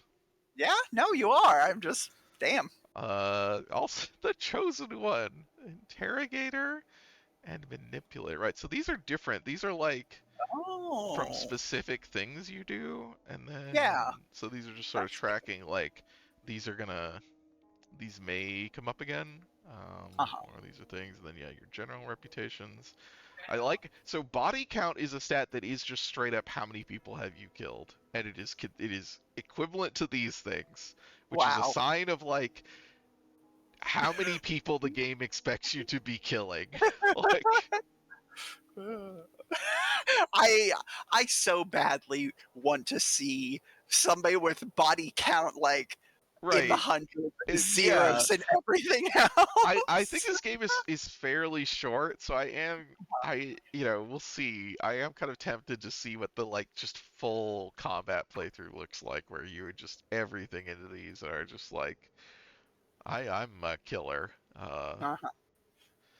Um, That's when you play the assassin. well, I think I mean at least the recommended the assassin still has like because you want like impersonate or sneak or Sure. like that sort of stuff.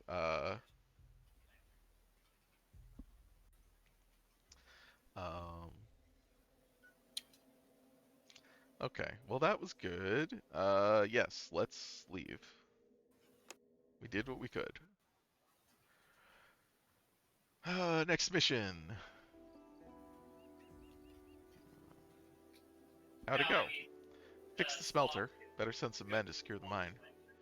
What would we do without you? You're practically indispensable. Go see the old man now. He wants to talk to you about that map. Uh-huh. Let's go. You spoke of destiny earlier, says Antitus, giving you the map you wrestled from the Commercium.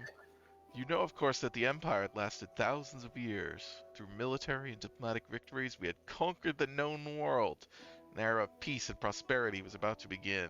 Oh, I guess the age of prosperity had not begun. It was about to begin. When the accursed Kantari came, taller than any human with glowing eyes and sharp claws, they came from the depths of the underworld and attacked without warning, slaughtering men and women alike. We fought the devil's tooth and nail. When victory was at hand, they called forth their gods. Okay, that's interesting, I guess. Can you imagine a living horror towering over a battlefield and sweeping it with its arms, tearing flesh and armor with its talons? They, okay, they got a kaiju.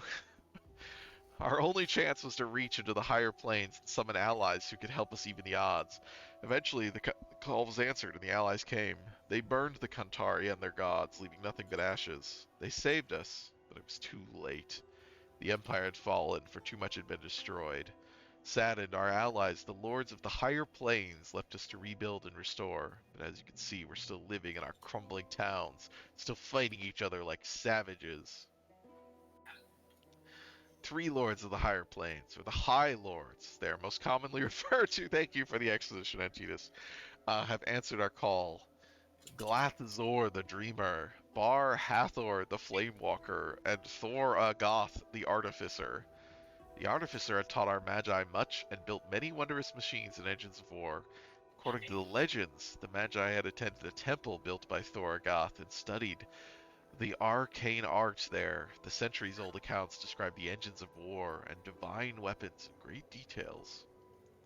I don't know if the weapons are still there. I don't know if the temple is still there. But I believe there's a reason why another copy of the map has found its way to me. It's fate, Gaius. It has to be. Over the years, I've sent several expeditions to find the temple and bring me the weapons of the gods. They've all failed, one way or another. Looking at you, I'm beginning to think that sending large expeditions was a mistake. Large groups attract too much attention. They're slow and suffer from the all too familiar intrigues and inner squabbles. They're vulnerable to spies and saboteurs. They cost a fortune. But one resourceful man with nothing to lose but everything to gain.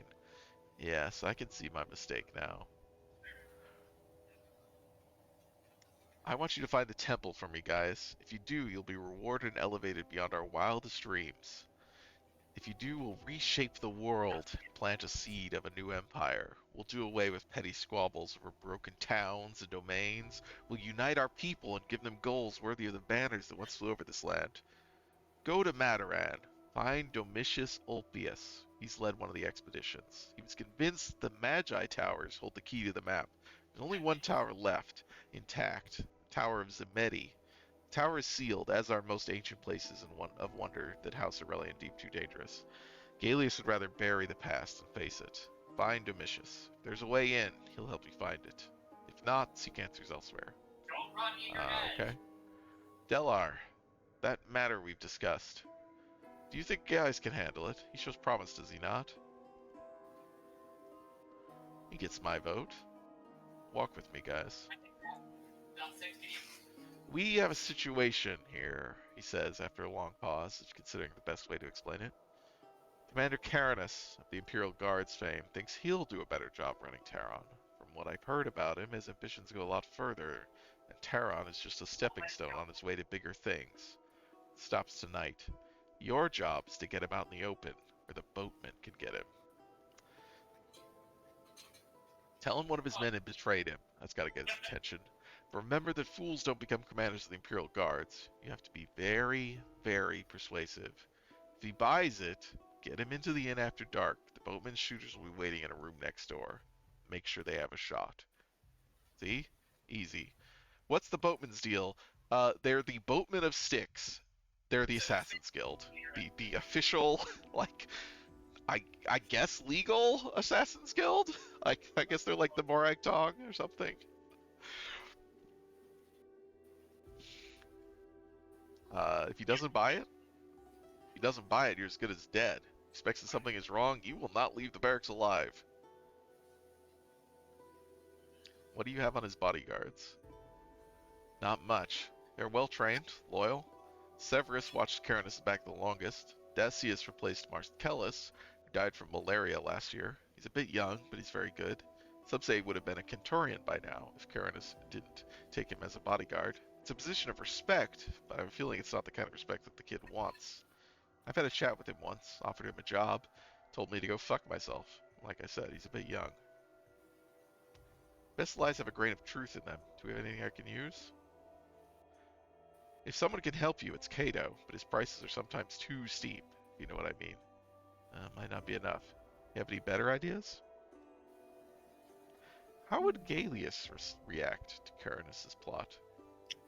He'd help Caranus topple Antidus, but stop him before his ambitions reach Mataran. Why do you ask? It'd be a lot easier to convince Caranus that Gallius is eager to help him than to sell him the treachery story. You'd need an envoy. Who do you have in mind? Sorab. Sorab. It's our only chance to stop Caranus. Are you sure it's a good idea? Yeah. Alright. Don't fuck it up, guys. Too much is writing on it. Let's go talk to Sorab. When will I be allowed to go home? Asked Sorab. I told you all I knew. Tomorrow, if everything goes well tonight. And if it doesn't? If it doesn't, we'll be dead, and probably would have different travel arrangements.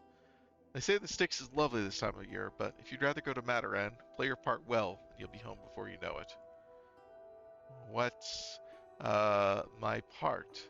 An envoy from Lord Gallius, bringing greetings and support to Commander Caranus. Follow my lead and try not to get us killed. Very well. Deller will take you to the inn. I'll see you there. Okay, so we got, this plot by these. This is, I want to know more about this stuff, or get more of this, and I assume we will at some point, but it's very interesting that there's like, the way that the Imperial Guards sort of function, where it's like, they just have like a, an army here, or, a small unit, that has a fort, and like, they are not loyal to the noble who's here. They're like, we are enforcing the laws of the Empire. We're the real Empire, and so they're at odds, but they just sort of coexist with this tension. And I mean, obviously now we're having this plot of they're trying to take over the town, and we're gonna deal with it, I guess. But that's an interesting, like, this sort of old military, because like the actual like Roman breakdown, right, is the military officials become the feudal nobles, right? Like, Yeah. Duke is literally from a Roman military officer title, like dukes. He was just like a rank, uh, and so it's interesting to have this distinction of like the nobles versus the army, and I don't know if that's gonna. I don't know if that's gonna make sense as we get more detail about it. Um, but it is a distinction from the clear Roman inspiration, so I'm curious if it does sort of pan out in a way that's interesting. Who am I trying? I think it's like it said is at the inn. I assume he's in one of these rooms because I didn't see him up front. Take for me, What please. did I? Oh, I'm holding off on the later. Got plenty of time.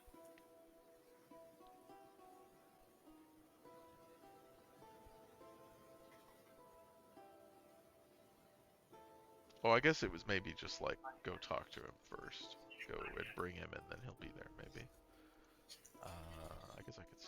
Nope, cannot scroll up. Give me my dialogue history, please.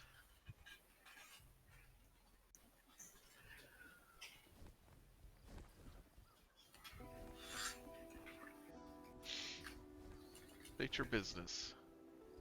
My business is with your commander. Tell him the guy's house Daraton requires 10 minutes of his time. Take him in, shrugs one of the guards. The other man takes you to the commander's office. The office is simple. A bed, a table with papers, a soldier's chest. Something tells you the chest contains nothing but armor and basic supplies. Master Gaius, are you here about the caravan? Let me assure you we're doing everything in our power. To take over? I know. Caranus is surprised he doesn't show it. What can I do for you then? As he speaks, several guardsmen enter the room and take positions around you. I bring greetings from Lord Gallius. Greetings, and a promise of much needed assistance. Ah, let's say I believe you. Gallius has bought better men than you. What does he want from me? It would be funny if the fact that I have at this point I have a level 2 word of honor reputation, I believe. It'd be very funny if that then like failed you because he's like, I don't believe you could be bought. that that would be good, actually. What does he want from me? I don't need his gold or his assistance. That's where you're mistaken, Commander. The word is out, and Antidus is ready. House Aurelian can easily tip the scales and ensure an easy victory. At what cost? I'm just a messenger, Commander. I was asked to arrange a meeting between you and an envoy of Lord Gallius, who I'm sure will be more than happy to answer all your questions and put your mind at ease. Who's the envoy? Master Sorab. I'm sure you've heard of him. Sorab? Why'd you say a Lord Master? I can't say, but I assume there's a reason. Sorab will be waiting for you at the inn after dark. I'm sure you understand why he couldn't approach you directly. It'll change soon. I'll see you at the inn then. What happened? He'll meet me at the inn tonight. Good. Get ready and talk to me before you go. Alright. I don't think I need to do anything. I'm good. Standing in front of the Daratan compound. Yeah, okay. Dr. Stellar. Let's go. We entered a room for you on the second floor. The innkeeper will take you there when you arrive. Remember, this ends tonight. Commander Marcus Caranus arrives on time. His men enter first to take positions near the wall, blocking the holes. Why are there holes? I guess like the secret holes they're gonna fire through, but you need to get rid of them or you'll never make it out of there alive. Master Sorab, says Caranus as he walks in. I'm glad to see you again. I hope you'll forgive me if we skip the pleasantries and go straight to business. I was told you have a proposition for me. What can Lord Gallius do for me? And most importantly, what does he expect in return? Lord Gallius offers... Sorab looks at you desperately. Master Sorab isn't comfortable discussing these very private matters in the presence of others. I think it would be best if your guards waited outside. Alright, says Caranus. Wait outside. Don't let anyone in. tells the guards, takes a step towards you. The guards move away from the wall, and almost immediately 2 bolts hit Caranus in the back, throwing him across the room. The door flies open. Within seconds, the room is filled with Imperial guards. They tend to Caranus, but the boatmen know their business well. The commander is beyond help now. They play the blame game, arguing who failed to protect Caranus, those who were with him, those who failed to secure the area. The squabble doesn't last long. The guards split in several groups to go after the assassins, leaving a man to guard the commander's body. You're free to go, which is wild.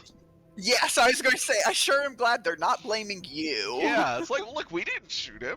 It very clearly came from these secret holes in the wall in this room we asked him to come to. Uh-huh. This is absolutely the sort of situation that I feel like you end up dead one way or another. Right, like,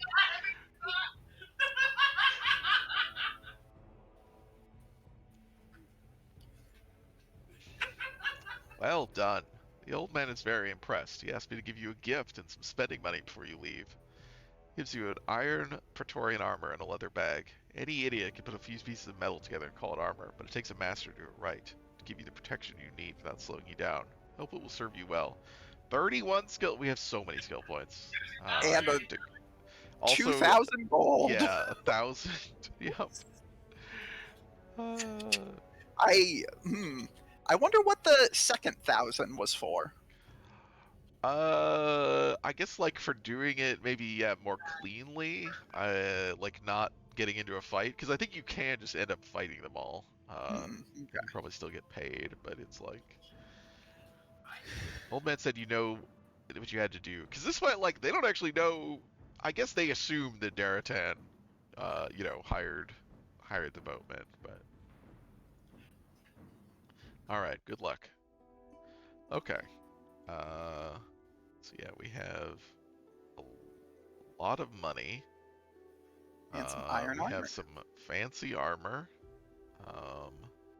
Compared to our current armor, which it doesn't give us a compare to. It's just, I think, just better because it's just an upgrade. It's the same type of armor, just this is the iron version. It looks very slightly different. What's the armor penalty on the other one? Oh wow, Sure. yeah, this has no sneak penalty and less armor penalty. Nice. Yeah. That is a significant upgrade. Oh, we also got a helmet. Now you're looking properly fancy. Uh-huh. Oh yeah, we can actually equip our weapons again. That's probably a good idea. Okay, and then yeah, we have a ton of skill points. So which many. We'll just be dumping into the dialogue skills. But I believe, yeah, so at this point I think we can leave and go to Act 2 just like via, So, leave it, like going. Before you go, and yeah, before you end for the day, yes, that's what I was going to do. could you pop a save and just like dump points into sneak? I am curious how much gold was at the MLS village. That's all. Sure. Yeah, we 'Cause, can like, go over there. After you got like the 2,000 gold, I really don't think it's going to be worthwhile, but I'm curious. Mm-hmm. God, fuck. Uh-huh. Yeah. Do you need like sneak 5? I don't know, yeah. We can see.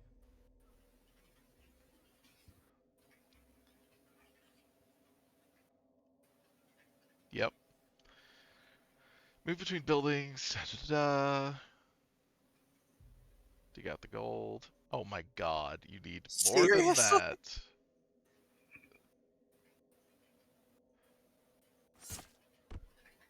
Yeah! How is this so much sneak required? This is wild. I mean, I guess, yeah, at that point, if you have critical, you could do it. Yeah. I just don't know. 6 sneak. Let's try that. Yeah, because I am curious just how much is it required. Dig out the gold, okay. Oh, 1258. Okay. I mean, that's a good amount of money. It's just let's see what Amelos has to say. yeah, he's only gonna give you a third, is what he said. Um,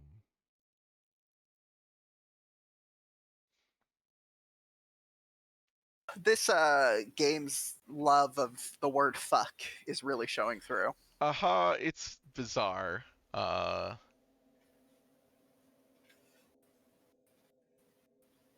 there's just not enough variety in their swearing. You found it? You have my money? You're a 400 Imperials. Not, don't think I'm sure it worthwhile. was worth the, let's see, like 70 skill points you used. Something. Uh,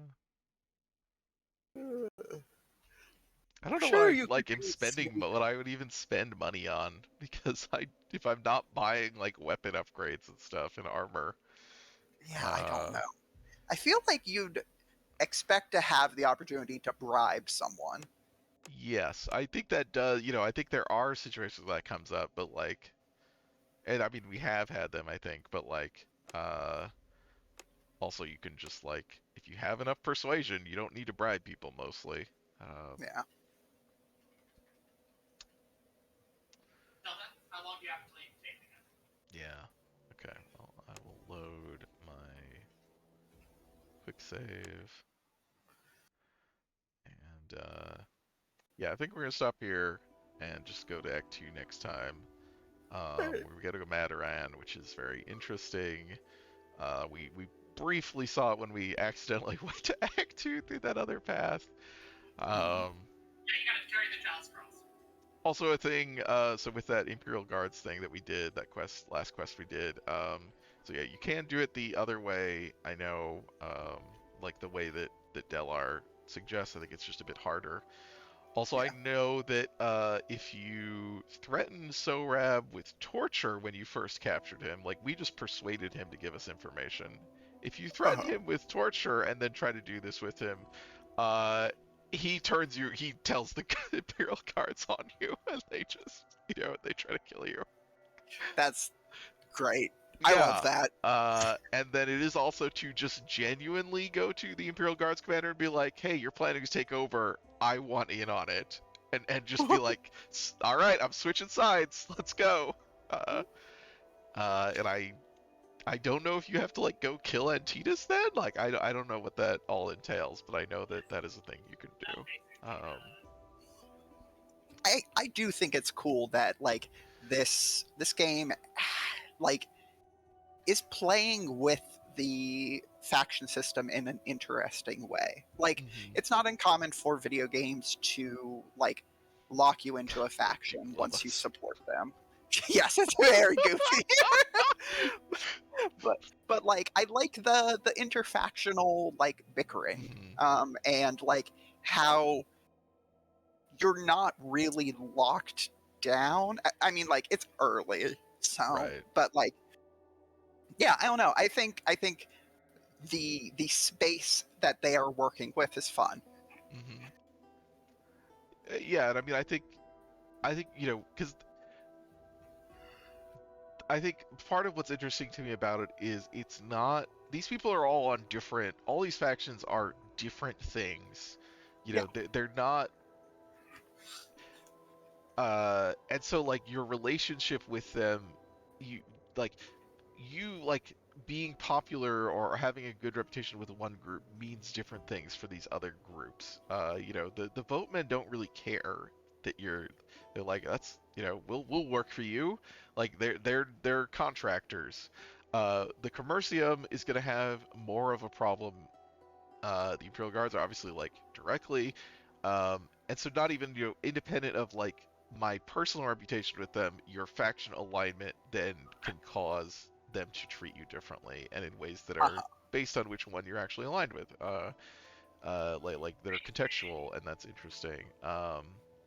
And obviously there's still going to be more stuff I think in the future of like yes, that makes it opportunities pretty very to right. switch or opportunities to use different factions in different ways. I mean, the whole setup with Antedius that I'm interested to see play out is like he has this, like they said, this kind of like, I mean, straight up like religious, messianic conviction that he is going to be the kind of this leader. And like obviously, like what we said is the game has told us is like he's kind of a fool. The narrator is straight up like he is the current and probably last leader of this house because he's just so devoted to this belief. And if the main quest is like going through and actually going to be like, presumably finding this thing that actually is some kind of power that is going to enable a sort of kingmaker situation. Um, and then my assumption is even if we stay aligned with Daratan, we're going to have an option of like, do we actually sort of keep like, basically anoint him, or at the end are we just going to fucking kill him and just like, Uh-huh. like I'm the new emperor or whatever. Yeah, that's right. You're better than him. Stuff. And I don't really know. Yeah, All right, we Jack, basically attention. reached the end of I've spent a little bit of time in the next city, and that's it. And so basically reached the end of most of the stuff that I You dropped know the stuff. about. You gotta But yeah, we'll go to Act 2 next time. We'll go to Mataran, which is this city of go back, right? where House Aurelian rules. It's a much bigger city. Also, and we saw it a little bit again as we actually went to Act 2. It is basically fantasy Baghdad, and that is interesting. And I want to figure out what the heck that is doing, especially when in relationship to the whole Roman Empire thing. Um, I was wondering if it was going to be like fantasy Arabia, basically, because like the combination of like talking about it as like the wastelands and like sandstorms and such, right, and I right, yes, presume like the temple that the raider leader told you about is going to be in the next act, and you're right, going to be able to like go there. So I was like, yeah, this given like the contemporariness of like the Roman Empire and like whatever, like the prominent interactions it had with like states in the Middle East. Like I feel like this is kind of right. in line with. Well, yeah, but like, well, we'll see when we go there. But they're straight up like this is a city that is full of like minarets and stuff. Hmm, And it's like, that is obviously not lining up. Like it's very like looks like Baghdad under the like caliphate basically. okay. Which is, Hmm, and that's what I'm curious about. Like, how does that work? Especially when that's not like there's not a like the government is still one of these Roman houses. hmm. Um, but yeah, and I say Baghdad specifically because one of the things The we'll House get of to, Wisdom is there. yes, the House of Wisdom is what this hole is. This is Oh, the okay. House of Wisdom is where they tried to do the summoning, and instead Oh, it is now a crater. They're like, they call it the abyss. interesting. Uh, yeah. So I think when we skip through that intro stuff, but they talks about that, and we'll read it next time. About, yeah, but yeah, the fact that they talk about like, oh, the House of Wisdom was here, and I was like, oh, so yeah, it's Baghdad, like that's a thing in Baghdad. Okay, yeah. Hmm. Um, Well, something to look forward to. The the the crater formerly known as the House of Wisdom. yeah, yeah. All right, so thanks for hanging out. Back next week and continue this game. I think it's interesting, definitely. So check that out. See ya. Take care.